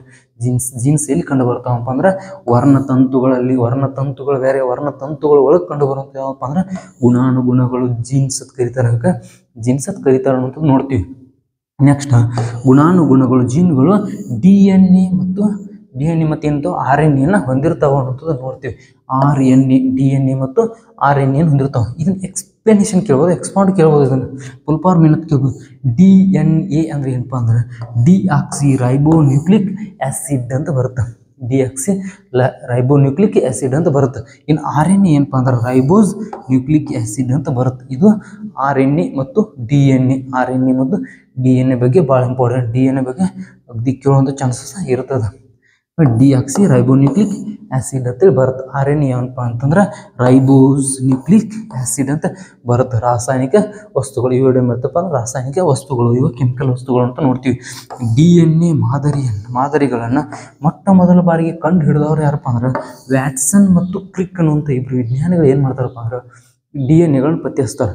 ಇವ್ರಿಗೆ ಇದು ಸಲುವಾಗಿ ಏನು ನೊಬೆಲ್ ಪ್ರಶಸ್ತಿಯನ್ನು ದೊಡ್ಡ ಅವಾರ್ಡ್ ಕೊಡ್ತಾರೆ. ಇವ್ರಿಗೆ ಯಾಕಪ್ಪ ಅಂದ್ರೆ DNA ಏನಪ್ಪ ಅಂದ್ರೆ DNA ಕಾರಣ ಏನಂತೇಳಿ ಮುಖ್ಯ ಕಾರ್ಯ ಅಂತ ಜೀನ್ಸ್ಗಳು ಇರ್ತಾವೆ, ಅದ್ರಾಗ ಗುಣಾನುಗುಣಗಳು ಇರ್ತಾವೆ ಅಂತೇಳಿ ತನ್ನನ್ನೇ ಹೋಲುವಂಥ ಮರಿಗೆ ಜನ್ಮವನ್ನು ನೀಡುತ್ತದೆ. ಅದರ ಪಿತೃ ಅದರ ತಂದೆ ಯಾವ ಥರ ಇರ್ತದೆ ಅದನ್ನೇ ಹೋಲುವಂಥ ಮಗುವಿಗೆ ಜನ್ಮ ನೀಡುತ್ತೈತೆ. ಯಾಕಪ್ಪ ಅಂದ್ರೆ DNA ಜೀನ್ಸ್ಗಳೇನಾಗಿರ್ತಾವೆ ವರ್ಗಾವಣೆ ಆಗಿರ್ತಾವೆ, ಜನ್ಮಾಂತರಗಳಿಂದ ವರ್ಗಾವಣೆ ಆಗಿರ್ತಾವೆ ಅಂತ ನೋಡ್ತೀವಿ. ವ್ಯಾಟ್ಸನ್ ಮತ್ತು ಕ್ರಿಕ್ ಅವ್ರು ಏನು ಮಾಡ್ತಾರಪ್ಪ ಅಂದ್ರೆ DNA ಕಂಡು ಹಿಡಿದಿರ್ತಾರ ಅಂತ ನೋಡ್ತೀವಿ. ಹಂಗಾರೆ ಮನುಷ್ಯರಲ್ಲಿ ಎಷ್ಟು ವರ್ಣತಂತುಗಳು ಕಂಡು ಬರ್ತಾವ್ರಿ? ನಮ್ಮ ಮನುಷ್ಯರಲ್ಲಿ ಎಷ್ಟು ವರ್ಣತಂತುಗಳು ಅದಾವು ಅಂತ ನೋಡಿದಾಗ 23 ಜೊತೆ ಅಂದ್ರೂ ಒಂದ, 46 ವರ್ಣತಂತುಗಳಿವೆ ಅಂದ್ರೂ ಒಂದ. 23 ಜೊತೆ ಅಂದ್ರೆ 23 ತಾಯಿಯಿಂದ 23 ತಂದೆಯಿಂದ ಬಂದಿರ್ತಾವೆ. ಅದಕ್ಕೋಸ್ಕರ ಟೋಟಲ್ ಎಷ್ಟಿರ್ತಪ್ಪ ಅಂದ್ರೆ 46 ಇರ್ತಾವೆ. 23 ಜೊತೆ ಅಂದರೆ ಎಷ್ಟಪ್ಪ ಅಂದ್ರೆ 46 ಅಂತ ನೋಡ್ತೀವಿ ನಾವು. ತಂದೆಯಿಂದ 23, ತಾಯಿಯಿಂದ 23 ಬಂದಿರ್ತಾವೆ ಅಂತ ನೋಡ್ತೀವಿ. ಅವುಗಳಲ್ಲಿ ಒಂದು ಜೊತೆ ಲಿಂಗವನ್ನು, ಕೇವಲ ಒಂದು ಜೊತೆ ವರ್ಣತಂತು ಏನು ಮಾಡ್ತೈತಪ್ಪ ಅಂದ್ರೆ ನಮ್ಮ ಲಿಂಗವನ್ನು ನಿರ್ಧರಿಸುತ್ತದೆ ಅಂತ ನೋಡ್ತೀವಿ. ಹಂಗಾದ್ರೆ ಸ್ತ್ರೀಯರಲ್ಲಿ ಲಿಂಗವನ್ನು ನಿರ್ಧರಿಸುವ ವರ್ಣತಂತು ಯಾವುದಪ್ಪ ಅಂದ್ರೆ XX ಕ್ರೋಮೋಸೋಮ್ಗಳು ಬಂದಿದ್ರು, XX ವರ್ಣತಂತುಗಳು ಬಂದಿದ್ದು ಅಂದ್ರೆ ಏನು ನಿರ್ಧರಿಸ್ತಪ್ಪ ಅಂದ್ರೆ ಅವು ಹೆಣ್ಣು ಅಂದರೆ ತಾಯಿ. ಅಂದ್ರೆ ಇನ್ನು ಗಂಡಿನಲ್ಲಿ ಯಾವುದಪ್ಪ ಅಂದ್ರೆ X ಮತ್ತು Y ವರ್ಣತಂತು ಅಂದರೆ XX ವರ್ಣತಂತು ಕೂಡಿದ್ರೆ ಹೆಣ್ಣು ಮಗು, X ಮತ್ತು Y ವರ್ಣತಂತುಗಳು ಕೂಡಿದ್ರೆ ಯಾವಪ್ಪ ಅಂದ್ರೆ ಗಂಡು ಮಗು ಅನ್ನೋದು ನೋಡ್ತೀವಿ. ಕೇವಲ Y ಅನ್ನುವಂಥ ಒಂದೇ ಒಂದು ವರ್ಣತಂತು ಏನು ಮಾಡ್ತೈತಪ್ಪ ಅಂದ್ರೆ ನಮ್ಮ ಲಿಂಗವನ್ನು ನಿರ್ಧರಿಸ್ತದೆ. ಹಂಗಾರೆ ಇನ್ನೊಂದು ಕ್ವಶನ್ ಕೇಳ್ಬೋದು, XX ವರ್ಣತಂತುವನ್ನು ತಾಯಿ ಕೊಡ್ತಾಳೆ, X ಮತ್ತು Y ವರ್ಣತಂತುವನ್ನು ತಂದೆ ಕೊಡ್ತಾನೆ. ಹಂಗಾದ್ರೆ ಲಿಂಗವನ್ನು ನಿರ್ಧರಿಸೋರ ತಂದೆನೇ ತಾಯಿನೋ ಅನ್ನುವಂಥ ಕ್ವಶನ್ ಬಂದಾಗ ಲಿಂಗವನ್ನು ನಿರ್ಧರಿಸುವ ವರ್ಣತಂತುವನ್ನು ಕೊಡೋರು ಯಾರಪ್ಪ ಅಂದ್ರೆ ತಂದೆ ಯಾವಪ್ಪ ಅಂದ್ರೆ ತಂದೆ. Y ಅನ್ನೋ ವರ್ಣತಂತುವಿನ ಏನು ಮಾಡ್ತೈತೆ ಮಗುವಿನ ಲಿಂಗವನ್ನು ನಿರ್ಧರಿಸಲಿಕ್ಕೆ ಮುಖ್ಯವಾದ ಕಾರಣ ಆಗ್ತದೆ ಅನ್ನೋಂಥದ್ದನ್ನು ತಾವು ಸ್ಪಷ್ಟವಾಗಿ ತಿಳ್ಕೊಂಡಿರ್ಬೇಕು. ನೆಕ್ಸ್ಟ್ ಬರುವಂಥದ್ದು ಯಾವುದಪ್ಪ ಅಂದ್ರೆ ಆಹಾರ ಮತ್ತು ಆಹಾರದ ಘಟಕಗಳು ಅಂತ ಬರ್ತಾವೆ. ಯಾವ ಆಹಾರದ ಘಟಕಗಳ ಬಗ್ಗೆ ಸ್ವಲ್ಪ ಸ್ಪಷ್ಟವಾಗಿ ನೋಡೋಣ. ನೆಕ್ಸ್ಟ್ ನೋಡಲಿ, ಸಮತೋಲನ ಆಹಾರವು ಕಾರ್ಬೋಹೈಡ್ರೇಟ್, ಪ್ರೋಟೀನ್ಸ್, ವಿಟಮಿನ್, ಲಿಪಿಡ್, ನಾರು ಪದಾರ್ಥಗಳು, ಖನಿಜಗಳನ್ನು ಒಳಗೊಂಡಿರುತ್ತದೆ. ಅಂದ್ರೆ ಉತ್ತಮವಾದ ಆಹಾರ, ಸಮತೋಲಿತ ಆಹಾರ ಅಂದ್ರೆ ಉತ್ತಮವಾದ ಆಹಾರ ಏನು ಮಾಡ್ತೈತಪ್ಪ ಅಂತಂದ್ರೆ ಒಂದೇದೇನ ಕಾರ್ಬೋಹೈಡ್ರೇಟ್ ಹೊಂದಿರ್ತೈತಿ, ಪ್ರೋಟೀನ್ ಹೊಂದಿರ್ತೈತಿ, ವಿಟಮಿನ್ ಹೊಂದಿರ್ತೈತಿ, ಲಿಪಿಡ್ಸ್ಗಳನ್ನು ಹೊಂದಿರ್ತೈತಿ, ಇನ್ನು ನಾರು ಪದಾರ್ಥಗಳು, ಖನಿಜಗಳನ್ನು ಹೊಂದಿರ್ತದೆ ಅನ್ನೋದು ನೋಡ್ತೀವಿ. ಇನ್ನು ಸಮತೋಲನ ಆಹಾರವನ್ನು ಸೇವಿಸದಿದ್ದರೆ ವ್ಯಕ್ತಿಯು ಕುಪೋಷಣೆಗೆ ಒಳಗಾಗುತ್ತಾನೆ. ಕುಪೋಷಣೆ ಅಂದರೆ ಕುಂಠಿತ ಬೆಳವಣಿಗೆಗೆ ಒಳಗಾಗುತ್ತಾನೆ. ಸರಿಯಾದ ಆಹಾರವನ್ನು ಸೇವಿಸಿದ್ರೆ ಏನಪ್ಪ ಅಂದ್ರೆ ಆಹಾರದಲ್ಲಿ ಸೇವಿಸಿದ್ರೆ ಏನಾಗುತ್ತೆ, ವ್ಯಕ್ತಿ ಏನಾಗ್ತಾನೆ ಕುಪೋಷಣೆಗೆ ಒಳಗಾಗುತ್ತಾನೆ ಅನ್ನುವಂಥದ್ದನ್ನು ನಾವು ನೋಡ್ತೀವಿ. ಅಂದ್ರೆ ಕುಂಠಿತ ಬೆಳವಣಿಗೆಗೆ ಒಳಗಾಗುತ್ತಾನೆ. ಇನ್ನು ನೋಡಿ, ಕಾರ್ಬೋಹೈಡ್ರೇಟ್ಸ್ ಬರ್ತಾವೆ. ಕಾರ್ಬೋಹೈಡ್ರೇಟ್ಸ್ ಇವು ಯಾವಪ್ಪ ಅಂದ್ರೆ ಆಹಾರದ ಘಟಕಗಳಲ್ಲಿ ಬರುವಂಥ ಮುಖ್ಯ. ಇನ್ನು ಕಾರ್ಬೋಹೈಡ್ರೇಟ್ಸ್ಗಳು CHO ಗುಂಪನ್ನು ಹೊಂದಿರುತ್ತವೆ. ಅವುಗಳು ದೇಹಕ್ಕೆ ಶಕ್ತಿಯನ್ನು ಒದಗಿಸುತ್ತವೆ. ಕಾರ್ಬೋಹೈಡ್ರೇಟ್ಸ್ ಏನು ಮಾಡ್ತಾವಪ್ಪ ಅಂದ್ರೆ ಶಕ್ತಿಯನ್ನು ಒದಗಿಸುತ್ತವೆ, CHO ಗುಂಪನ್ನು ಹೊಂದಿರ್ತವೆ. ಇನ್ನು ಗ್ಲೂಕೋಸ್ ಕೊಡ್ತೀವಿ ಗೊತ್ತಾ, ಅದು ಯಾವುದಪ್ಪ ಅಂದ್ರೆ ಕಾರ್ಬೋಹೈಡ್ರೇಟ್ಸ್ಗೆ ಸಂಬಂಧಪಟ್ಟಿದ್ದು. ನೆಕ್ಸ್ಟ್ ನೋಡ್ರಿ, ಕಾರ್ಬೋಹೈಡ್ರೇಟ್ಸ್ಗಳನ್ನ ಪ್ರಮುಖವಾಗಿ ಇನ್ನು 3 ವಿಧಗಳನ್ನ ವಿಂಗಡಣೆ ಮಾಡಿದೆ. ಒಂದನೇದು ಯಾವಪ್ಪ ಅಂದ್ರೆ ಮಾನೋಸ್ಯಾಕರೈಡ್ ಅಂತ ಬರ್ತದೆ, ಎರಡನೇ ಡೈಸ್ಯಾಕರೈಡ್ ಅಂತ ಬರ್ತದೆ, ಮೂರನೇದು ಯಾವಪ್ಪ ಅಂದ್ರೆ ಪಾಲಿಸ್ಯಾಕರೈಡ್ ಅಂತ ಬರುತ್ತೆ. ಮೂರನೇದು ಪಾಲಿಸ್ಯಾಕರೈಡ್ ಎಂದು 3 ವಿಧಗಳಾಗಿ ವಿಂಗಡಿಸಿ. ಹಂಗಾರೆ ಈ 3 ವಿಧಗಳು ಯಾವ್ಯಾವ ಅನ್ನೋದನ್ನ ಸ್ಪಷ್ಟವಾಗಿ ಒಂದ್ಸಲ ನೋಡ್ಕೊಂಡು ಹೋಗ್ಬಿಡ್ನು. ಯಾವಪ್ಪ ಅಂದ್ರೆ ನೆಕ್ಸ್ಟ್ ಬಂತ ಮಾನೋಸ್ಯಾಕರೈಡ್. ಅದು ಒಂದು ಸಕ್ಕರೆ ಅಣುವಿನಿಂದ ಮಾಡಲ್ಪಟ್ಟಿದ್ದರೆ ಅದನ್ನು ನಾವೇನಂತೀವಪ್ಪ ಅಂತಂದ್ರೆ ಒಂದೇ ಒಂದು ಸಕ್ಕರೆ ಅಣುವಿನಿಂದ ಮಾಡಲ್ಪಟ್ಟಿದ್ದರೆ ಅದೇನಂತೀವಪ್ಪ ಅಂದ್ರೆ ಮಾನೋಸ್ಯಾಕರೈಡ್. ಒಂದೇ ಒಂದು ಸಕ್ಕರೆ ಅಣುವಿನಿಂದ ಮಾಡಲ್ಪಟ್ಟಿದ್ರೆ ಮಾನೋಸ್ಯಾಕರೈಡ್ ಅಂತ ಕರಿತೀವಿ. ಒಂದೇ ಒಂದು ಸಕ್ಕರೆ ಅಣುವಿನಿಂದ ಮಾನೋಸ್ಯಾಕರೈಡ್. ನೆಕ್ಸ್ಟ್ ಇದು ಅದಕ್ಕೆ ಉದಾಹರಣೆ ಯಾವಪ್ಪ, ಗ್ಲೂಕೋಸ್. ಗ್ಲೂಕೋಸಿದ ಸೂತ್ರ ಏನಂತ ಕೇಳ್ತಾನೆ, ಸೈಂಟಿಫಿಕ್ ಸೂತ್ರ ಏನಂತ ಕೇಳ್ತಾನೆ, ಏನಪ್ಪ C6H12O6 ಅಂತ ಬರುತ್ತೆ. C6H12O6 ಅಂತ ಬರುತ್ತೆ. ಇದನ್ನು ಏನಂತಾರಪ್ಪ ಅಂದ್ರೆ ಬ್ಲಡ್ ಶುಗರ್ ಎನ್ನುತ್ತಾರೆ. ಏನು ಮಾಡುತ್ತೆ, ಸೇವಿಸಿದ ಆಹಾರವು ಸಣ್ಣ ಕರುಳಿನಲ್ಲಿ ಗ್ಲೂಕೋಸ್ ಆಗಿ ಪರಿವರ್ತನೆಯಾಗುತ್ತದೆ. ಇದನ್ನು ಡೆಕ್ಸ್ಟ್ರೋಸ್ ಎಂದು ಕರೆಯುತ್ತಾರೆ ಅನ್ನುವಂಥದ್ದು ನೋಡ್ತೀವಿ. ಈಗ ನಾವು ಸೇವಿಸುವಂಥ ಆಹಾರ ಸಣ್ಣ ಕರುಳಿನಲ್ಲಿ ಹೋಗಿ ಏನಾಗ್ತದೆ ಅಂದ್ರೆ ಗ್ಲೂಕೋಸ್ ಆಗಿ ಪರಿವರ್ತನೆಗೊಳ್ತದೆ. ಜೀವಕೋಶ ನಿಜವಾದ ಆಹಾರ ಎಲ್ಲಿ ಹೀರಲ್ಪಡ್ತೈತಪ್ಪ ಅಂತಂದ್ರೆ ಸಣ್ಣ ಕರುಳಿನಲ್ಲಿ ಏನು ಮಾಡ್ತದೆ, ಜಠರದಿಂದ ನೆಕ್ಸ್ಟ್ ಎಲ್ಲಿ ಹೋಗುತ್ತೆ, ಸಣ್ಣ ಕರುಳನ್ನ ಪ್ರವೇಶಿಸಿದ ನಂತರ ಅಲ್ಲಿ ಏನು ಮಾಡ್ತದಪ್ಪ, ಸಣ್ಣ ಕರುಳಿನಲ್ಲಿ ಆಹಾರ ಗ್ಲೂಕೋಸ್ ಆಗಿ ಗ್ಲೂಕೋಸ್ ಅಣುಗಳನ್ನು ಹೀರಿಕೊಳ್ತದೆ ಅನ್ನೋದು ನೋಡ್ತೀವಿ. ವಿಲ್ಲೈಗಳು ಅಂತ ಬರ್ತಾವೆ. ಅವುಗಳಿಂದ ಏನು ಮಾಡ್ತಪ್ಪ, ಸಣ್ಣ ಕರುಳಿನಲ್ಲಿ ಆಹಾರವು ಹೀರಲ್ಪಡುತ್ತದೆ ಅನ್ನುವಂಥದ್ದು ನೋಡ್ತೀವಿ. ನೆಕ್ಸ್ಟ್ ನೆಕ್ಸ್ಟ್ ಯಾವಪ್ಪ ಫ್ರಕ್ಟೋಸ್ ಅಂತ ಬರ್ತದೆ. ನಾವು ಗ್ಲೂಕೋಸ್ ಅಂತ ನೋಡ್ತೀವಿ. ನೆಕ್ಸ್ಟ್ ಯಾವಪ್ಪ ಫ್ರಕ್ಟೋಸ್ ಅಂತ ಬರ್ತೈತಿ. ಫ್ರಕ್ಟೋಸನ್ನು ಏನಪ್ಪ ಅಂದ್ರೆ ಲೆವಲೋಸ್ ಅಂತಲೂ ಕರೀತಾರೆ ಅಂತ ನೋಡ್ತೀವಿ. ಇದನ್ನು ಪ್ರೋಟೀನ್ ಏನಪ್ಪ ಅಂದ್ರೆ ಫ್ರೂಟ್ ಶುಗರ್ ಅಂತ ಕರೀತಾರೆ. ಫ್ರೂಟ್ ಅಂದ್ರೆ ಏನ್ರಿ, ಹಣ್ಣುಗಳಲ್ಲಿ ಕಂಡು ಬರೋದು ಯಾವ್ದು, ಈ ಥರ ಕ್ವಶನ್ ಕೇಳ್ಬೋದು ಅವನು. ಹಣ್ಣುಗಳಲ್ಲಿ ಕಂಡು ಬರೋದು ಯಾವುದಪ್ಪ ಅಂತಂದ್ರೆ ಫ್ರಕ್ಟೋಸ್ ಅಂತ ಬರ್ತದೆ. ರಗಡು ಸಲ ಕೇಳ್ತಾನು ಯಾಕಂದ್ರೆ ಫ್ರಕ್ಟೋಸ್ ಹಣ್ಣಿನಲ್ಲಿ ಕಂಡು ಬರುವಂಥದ್ದು ಸಕ್ಕರೆ ಅಣುವಿನ ಅಂಶ ಯಾವುದಪ್ಪ ಅಂದ್ರೆ ಫ್ರಕ್ಟೋಸ್ ಬರ್ತದೆ. ಸಕ್ಕರೆ ಅಣುವಿನ ಅಂಶ ಗ್ಲೂಕೋಸ್ ಅಂತೇಳಿ ಇದ್ರಾಗ ಹಣ್ಣಿನೊಳಗೆ ಕಂಡು ಬರೋಂಗಿಲ್ಲ ಗ್ಲೂಕೋಸ್. ಫ್ರಕ್ಟೋಸ್ ಕಂಡು ಬರ್ತೈತೆ. ಹಣ್ಣಿನೊಳಗೆ ಯಾವ್ದು ಕಂಡು ಬರ್ತೈತೆ, ಫ್ರಕ್ಟೋಸ್ ಕಂಡು ಬರ್ತೈತೆ. ನೆಕ್ಸ್ಟ್ ಹಣ್ಣುಗಳಲ್ಲಿ ಕಂಡು ಬರುತ್ತದೆ ಅಧಿಕ ಪ್ರಮಾಣದಲ್ಲಿ ಅಂದರೆ ಶೇಕಡ 173%, ಶೇಕಡ 173% ಸಕ್ಕರೆ ಅಂಶವನ್ನು ಹೊಂದಿರ್ತದೆ. ಅಂದ್ರೆ ಇದು ಸಕ್ಕರೆಗಿಂತಲೂ ಸ್ವೀಟ್ ಆಗಿರ್ತೈತಿ. ಹಣ್ಣು ಯಾವುದು ಸಕ್ಕರೆಗಿಂತಲೂ ಸ್ವೀಟ್ ಆಗಿರ್ತೈತಿ. ಯಾಕಪ್ಪ ಅಂದ್ರೆ ಅಲ್ಲಿ ಇರ್ತೈತಿ ಫ್ರಕ್ಟೋಸ್ ಇರ್ತೈತಿ. ನೆಕ್ಸ್ಟ್ ಯಾವಪ್ಪ ಅಂದ್ರೆ ಗ್ಯಾಲಕ್ಟೋಸ್ ಅಂತ ಬರ್ತೈತಿ. ಇದು ಗ್ಯಾಲಕ್ಟೋಸ್ ಎಲ್ಲಿ ಬರ್ತೈತಿ ಅಂದ್ರೆ ತಾಯಿಯ ಎದೆ ಹಾಲಿನಲ್ಲಿ ಕಂಡು ಬರುವಂಥ ಸಕ್ಕರೆ ಅಂಶನಲ್ಲಿ ಯಾವ್ದು ಇರ್ತೈತಿ ಅಂದ್ರೆ ಗ್ಯಾಲಕ್ಟೋಸ್ ಅನ್ನುವಂಥದ್ದು ಇರ್ತದೆ ಅನ್ನುವಂಥದ್ದನ್ನು ನೋಡ್ತೀವಿ. ತಾಯಿ ಎದೆ ಹಾಲಿನಲ್ಲಿ ಕಂಡು ಬರೋದು ಯಾವ್ದು ಗ್ಯಾಲಕ್ಟೋಸ್ ಅಂತ ಬರ್ತದೆ. ನೆಕ್ಸ್ಟ್ ಯಾವುದಪ್ಪ ಅಂದ್ರೆ ರೈಬೋಸ್ ಅಂತ ಬರ್ತದೆ. ಇದು RNA ಮತ್ತು DNA ಕಂಡು ಬರುತ್ತದೆ. ಯಾವುದಪ್ಪ ಅಂತಂದ್ರೆ ಇದು ರೈಬೋಸ್ ಅಂತ ಬರುತ್ತೆ. ರೈಬೋಸ್ ಎಲ್ಲಿ ಕಂಡು ಬರ್ತದೆ, RNA ಮತ್ತು DNA ಕಂಡು. ನಾವು RNA DNA ಲಾಂಗ್ ಫಾರ್ಮ್ ನೋಡಿದ್ದೀವಿ. DNA ಏನಪ್ಪ ಅಂದ್ರೆ DNA ರೈಬೋನ್ಯೂಕ್ಲಿಕ್ ಆಸಿಡ್ ಅಂತ ನೋಡಿದ್ವಿ. ರೈಬೋ ಅಂತ ನೋಡಿದ್ವಿ ಅಲ್ಲಿ. ರೈಬೋಸ್ ಇಲ್ಲಿ ಕಂಡು ಬರ್ತೈತೆ ಅಂದ್ರೆ DNA ಮತ್ತು RNA ಕಂಡು ಬರುವಂಥದ್ದು ಅನ್ನೋದನ್ನು ನಾವು ನೋಡ್ಕೋಬೇಕು. ನೆಕ್ಸ್ಟ್ ಕಂಡು ಬರುವಂಥ ಏನಪ್ಪ ಅಂದ್ರೆ ಡೈಸ್ಯಾಕರೈಡ್. ಎರಡು ಸಕ್ಕರೆ ಅಣುಗಳಿಂದ ಮಾಡಲ್ಪಟ್ಟಿದೆ. ಡೈಸ್ಯಾಕರೈಡ್ ಅಂದ್ರೆ ಏನಪ್ಪ, 2 ಸಕ್ಕರೆ ಅಣುಗಳಿಂದ ಮಾಡಲ್ಪಟ್ಟಿದೆ. ಹಂಗಾರೆ ಅದಕ್ಕೆ ಉದಾಹರಣೆ ಹೇಳ್ರಿ ಅಂತಂದ್ರೆ ಮಾಲ್ಟೋಸ್ ಅಂತ ಬರ್ತದೆ. ಮಾಲ್ಟೋಸ್ ಯಾವ್ದ್ರಿಂದ ಆಗಿರ್ತೈತಪ್ಪ ಅಂತಂದ್ರೆ ಗ್ಲೂಕೋಸ್ ಪ್ಲಸ್ ಗ್ಲೂಕೋಸ್ ಅಂದ್ರೆ 2 ಗ್ಲೂಕೋಸ್ ಅಣುಗಳಿಂದ ಆಗಿರ್ತದೆ. ಯಾವ್ದಪ್ಪ ಅಂದ್ರೆ ಮಾಲ್ಟೋಸ್ ಅಂತ ಬರ್ತದೆ. ಈ ಮಾಲ್ಟೋಸ್ ಎಲ್ಲಿ ಕಂಡು ಬರ್ತದೆ ಅಂದ್ರೆ ಬಾರ್ಲಿ ಮತ್ತು ಗೋಧಿಯಲ್ಲಿ ಕಂಡು ಬರುವಂಥದ್ದು. ಯಾವುದಪ್ಪ ಅಂತಂದ್ರೆ ಮಾಲ್ಟೋಸ್ ಎಲ್ಲಿ ಕಂಡು ಬರ್ತೈತೆ, ಬಾರ್ಲಿ ಮತ್ತು ಗೋಧಿಯಲ್ಲಿ ಕಂಡು ಬರ್ತದೆ. ಗ್ಯಾಲಕ್ಟೋಸ್ ಅಂದ್ರೆ ತಾಯಿ ಎದೆ ಹಾಲಿನ ಕಂಡು ಬರ್ತದೆ. ಈ ಥರ ಕೇಳ್ಕೊತ ಹೋಗ್ತದೆ. ನೆಕ್ಸ್ಟ್ ಯಾವಪ್ಪ ಸುಕ್ರೋಸ್ ನೋಡ್ರಿ. ಸುಕ್ರೋಸ್ ಗ್ಲೂಕೋಸ್ ಮತ್ತು ಫ್ರಕ್ಟೋಸ್ ಎರಡರಿಂದನೂ ಆಗಿರ್ತದೆ ಸುಕ್ರೋಸ್. ಇದನ್ನು ಏನಂತಾರಪ್ಪ ಅಂದ್ರೆ ಟೇಬಲ್ ಶುಗರ್ ಅಂತ ಕರೀತಾರೆ. ಇದನ್ನ ಏನಂತಾರೋ ಟೇಬಲ್ ಶುಗರ್ ಎಂದು ಕರೆಯುವರು. ಇದು ಕಬ್ಬು, ಗೆಣಸು, ಬೀಟ್ರೂಟ್ನಲ್ಲಿ ಕಂಡು ಬರುತ್ತದೆ. ಇದು ಭಾಳ ಇಂಪಾರ್ಟೆಂಟ್. ಕಬ್ಬಿನ ಹಾಲಿನಲ್ಲಿ ಯಾವ್ದು ಕಂಡು ಬರ್ತದೆ ಕೇಳಿ ಒಂದ್ಸಲ. ಅದಕ್ಕೋಸ್ಕರ ಕಬ್ಬಿನ ಹಾಲಿನಲ್ಲಿ ಯಾವ್ದು ಕಂಡು ಬರ್ತದೆ, ಸುಕ್ರೋಸ್ ಕಂಡು ಬರ್ತೈತಿ. ಹಣ್ಣಿನಲ್ಲಿ ಯಾವ್ದು ಕಂಡು ಬರ್ತೈತಿ, ಫ್ರಕ್ಟೋಸ್ ಕಂಡು ಬರ್ತೈತಿ.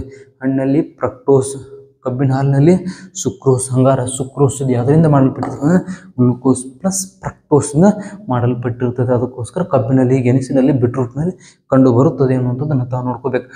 ನೆಕ್ಸ್ಟ್ ನೋಡ್ರಿ, ಏನಪ್ಪ ಅಂದ್ರೆ ಲ್ಯಾಕ್ಟೋಸ್ ಅಂತ ಬರ್ತದೆ. ಈ ಲ್ಯಾಕ್ಟೋಸ್ ಯಾವುದಪ್ಪ ಅಂದ್ರೆ ಗ್ಲೂಕೋಸ್ ಪ್ಲಸ್ ಗ್ಯಾಲಕ್ಟೋಸ್. ಇದು ಹಾಲಿನಲ್ಲಿ ಕಂಡು ಬರುತ್ತದೆ.